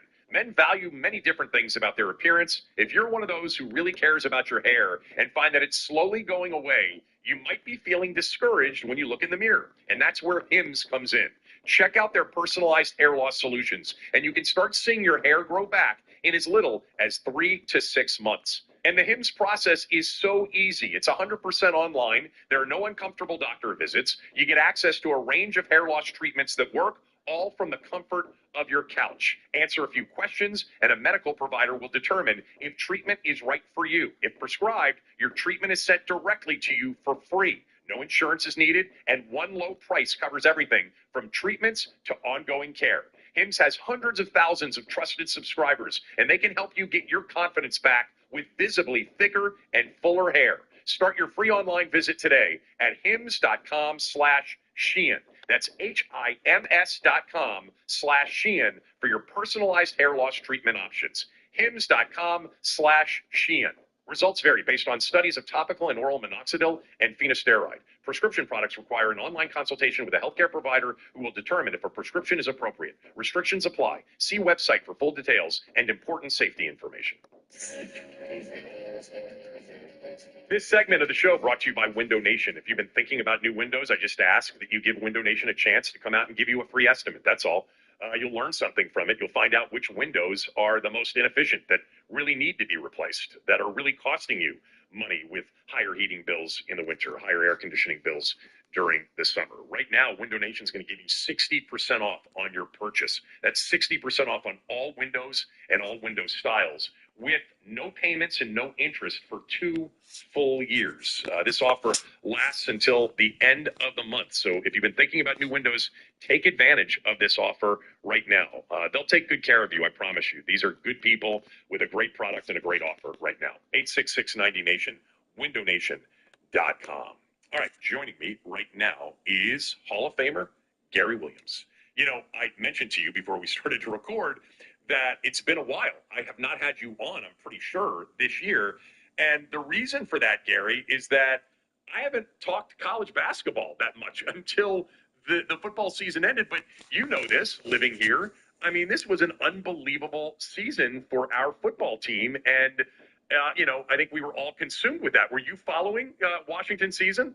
Oh, yeah, that was it's amazing what a team, especially the Commanders, with their history here going way back, how much that means to so many people. And the great thing that I found out was when people are really fans, they might not have been happy for the last 20 years or whatever, but as soon as they turned the corner, started to get good, things were going well, they really got excited again, and it was just great to see for the area. Speaking of getting excited, it's pretty exciting these days to watch our basketball team. I know that you're fired up about it, too. You were there yesterday for the win over Iowa. The Terps outscored Iowa by 30 in the second half to win by 26. They've won 7 of their last 8. I said the other day on the show, and maybe I'm getting a bit carried away, but with the way they've been playing, I think what I'm watching is a team capable of making a deep, deep run in the NCAA tournament, like a Final Four kind of a run. What do you think? Well, I definitely feel when their starters, as long as they don't get tired, they can stay healthy, things like that. That's as good a starting 5 as I think you'll see, because I've been watching the games pretty close, and the combination inside with Queen and Reese, very few teams have that. I haven't seen many teams in the country with their ability to pass the basketball. Queen especially is a great passer, interior passer, which is really hard to pass around that lane area. He made a couple passes last night where just guys in the NBA can't make those passes. I mean, they're just sensational. Now he doesn't. He's a freshman, and people forget that. I think sometimes that he's young and he's not as consistent with those things as you'd like to see him right now. But at the same time, in the Big Ten, I don't think there's a better freshman in the Big Ten than Queen. And of course, Reese is really, I think, because of the attention put on Queen, Reese is kind of been there playing great, really improved from last year, improved his free throw shooting, all those things, and not getting much attention, which is fine because it's nice to be a little under the radar until you get to the NCAA tournament. Then you want the attention. But the team, the combination of inside play plus the ability to shoot the 3, which they had none of that last year in terms of shooting the 3, has really made a difference in the team. And when they're on their game, I think they play as well as anyone. And one of the things I really like as an old coach is their pace of play. I don't think anybody is going up and down quicker than they are. A little full court pressure to put pressure on the other team, make them work. Last night I thought with the Iowa, I guess Iowa was up 4 at halftime. It made every shot it seemed like they took in the first half, and all of a sudden the fact that Maryland had the pace of the game up where they wanted it to, those same shots didn't go down in the second half, and that might be Maryland's defense, but it might also be the fact that the legs weren't there for Iowa because they had some guys who could really shoot the ball in the first half of that game. You've told me several times over the years, you can't win 6 in a row in March if you can't score. You got to be able to score. Yeah. And your comment just about the pace, I know in watching this team how pleased you've been in watching the pace of this team. I mean, is this the best scoring Maryland team we've seen since 2002? I think so, and their stats back it up. You can't shut off anytime you're playing against a team where you can shut down one guy. Well, you could probably do that if you have a good plan defensively, but when you have 2 or 3 guys with the shooting threats that they are on the court all the time, it's really difficult. And you get cautious on defense. You're afraid to lose your man. You get cautious. Transition defense. You worry so much about getting back on defense, so you don't offensive rebound. You worry getting back on defense, so you're not as aggressive going to the basket with the ball. And you never know what area wins games for you. But I think the pace of play, both offensively and defensively, that Maryland puts out there this year, it's really causing problems for team. And you look at their net ranking and things like that, whatever. I think they're 20th today in the AP, but I think they're a much better team than 20th in the country right now. Yeah, they're 14th in KenPom. They're 14th in the net. They're 20th in both polls, and all of the advanced numbers certainly see it the way that you see it. They've got a top 20 offensive efficiency team and a top 20 defensive efficiency team per the KenPom numbers. I want to ask you about some of the players, but 2 things before we get to that. Does the lack of scoring off the bench concern you? I always felt if your bench guys could rebound, play defense, knew the offense well enough to get the ball to the right people. There's a reason why you have 5 stars. Very rarely do you have, a 6-man that's as good as your starters. You'd like to, but there's a reason the first 5 are out there. And so as long as play doesn't slip, in other words, it might be one less 3-point shooter coming in, but as long as the level of play doesn't slip and you can keep that pace going, then those guys are doing a great job. I think they, I mean, how many guys do you want to score in double figures? I know you got 5. Double figures. Right. What are you supposed to do? Have 7 in double figures? Right. Right. Yeah. And so, that doesn't bother me at all as long as there's no slippage in play. The defense is good. The rebound is good. The ball gets to the right guys that can shoot the ball. Then, So what? And hey, college basketball now, those commercials, 16, 12, 8, and 4, every half are at least 3 minutes by the time the ball's put back in play. And they're probably a little longer than that in the NCAA tournament. So I think you can get away with playing 5, 6, 7 guys without too much of a problem. Of course, foul problems, can come up at any time, and that's the wild card in the NCAA tournament. You never know. You get a crew that you haven't seen all year, all of a sudden they start calling everything tight, and maybe the bench has to, be more of a factor in that situation. Your team averaged 85 points a game. You were the third leading scoring team in the country in 2002. This team's averaging 83.5 points per game, and they're currently the 14th leading scoring team in the country. Now, their efficiency numbers on defense say that they're a good defensive team. They were not a good defensive team in the first half against Iowa, but tell me what you think of them defensively. Is it good enough to hold up over 6 games when we get to one and done in March? Yeah, I think so. You have to be careful. You have to make sure that you don't fall asleep defensively. Against Iowa, they're a little different. You have to pick up really early against Iowa because they're going to launch threes from all over the place. Iowa's always played that way. And so you have to pick up early against Iowa. You can make some mistakes against some teams, but that's, and this is just personal, that's why I think you have to try to run every time you get a rebound, because you put pressure on the other team, and that pressure isn't just physical, it's mental pressure. They have to worry about getting back, the whole thing. And all of a sudden, if you walk the ball up court, well, they don't have to worry about that stuff. They're going to be back in time, and they'll set up their defense or whatever. But Iowa comes right after you. And I think it took a while for Maryland to adjust to that, that they put the ball up so quickly. But once they did, and the combination of wearing down the team because of Maryland's pace, showed up in the second half. I mean, they go from scoring, they get 51 the first half down to 24 or something like that the second half. Yeah. It just, it's incredible that that's the way it works. If you can wear a team down, that's probably, there's no stat on that. So people, they're so stat conscious nowadays, but there's no stat on that. You play your game and you hope you're wearing the other team out as the game goes on. I said last week that Derek Queen's the best freshman basketball player at Maryland since Joe Smith. Do you agree with that? Yes, the only guy, I'm just talking about the guys I coach now, the only guy I'd say was Gravis Vasquez. Gravis was one of those players that really got better as he progressed in his career, where Queen's come in and, he's just stepped it up right away. Now, he's still a freshman, and there are parts of his game that bother me a little bit sometimes, and things like that. You think he can do more, but all of a sudden, you look at the stats at the end of the game, and, the guy's got doubles all over the place, and, I'm there criticizing him for maybe one pass he didn't make or something like that. So he is a throwback player. He is not a leaper. I wouldn't consider him a guy that gets 2 feet over the rim, but his knowledge, his ability to use the Euro step for a guy 6'10", all those things make him different. And see, I always like players that were a little different, like a Vasquez, for instance. Yep. That's how Queen is. He's just different than a lot of guys because he's not going to just muscle you at 6'10". He's not going to go out at 6'10" and shoot threes, but he's going to beat you by the way he plays, and he can take over a game.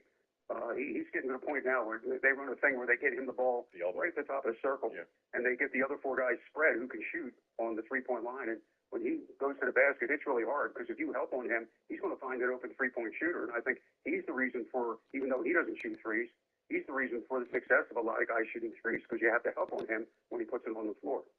Yeah, I thought of Gravis. Melo Trimble was obviously the freshman year he had was sensational, and Very good. And I thought of Gravis, and obviously Steve Blake started for you from day one. But in terms of the overall impact on the game, I mean, Joe Smith was the freshman of the year. I don't think Derek Queen's going to be the freshman of the year, but he's got a chance to be the freshman of the year in the Big Ten. And like you said, he's starting now to get to the point where they just kept feeding him last night, and he just kept creating. How about that little 1 foot? Step back follow-up shot that he shoots.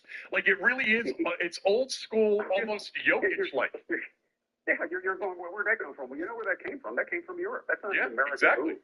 Right. That came from Europe. And, he's smart enough at 19. Okay, I'll take that. I'll put that into my game. I'm going to work on that, and get good at that. When he does that, you're talking about a 6'10" guy stepping back. Yeah. It's not like a 6-foot guy stepping back. And so it's unblockable. But, if he can make it, it's going in because you can't block it. Well, he's got a great soft stroke, too. I'm actually surprised he's passed on some of the open looks he's had from 3 because remember in the Purdue game in December, he knocked down a couple of them. I think he's capable of shooting the 3. Do you? Well, I think that's, if he comes back next year, I think that would be something that I'm sure you'd see. But we've got enough three-point shooters right now when True. the starters are out there on the court where he would be the fifth best three-point shooter. And so, yeah, I'm not sure that, Coach Willard wants him to take a lot of threes. But like you said, if he makes one, that really creates problems because now you got to go out, past the top of the circle to guard him. How about the improvement of Julian Reese? It starts at the free throw line. That's the obvious thing to everybody. But just as an offensive player overall, I mean, he's become a playmaker. He knocks down that mid-range consistently. Did you see this kind of improvement coming? I was concerned because I didn't see a big jump his junior year. I was worried that maybe, players level off, which is fine.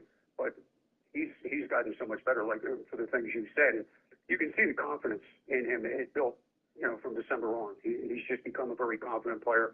I always thought before when he'd miss a shot or have struggled at the free throw line, it would really affect his game. But now he's got that confidence thing going where, okay, I'll miss, but I'm going to make the next one. That's not a problem.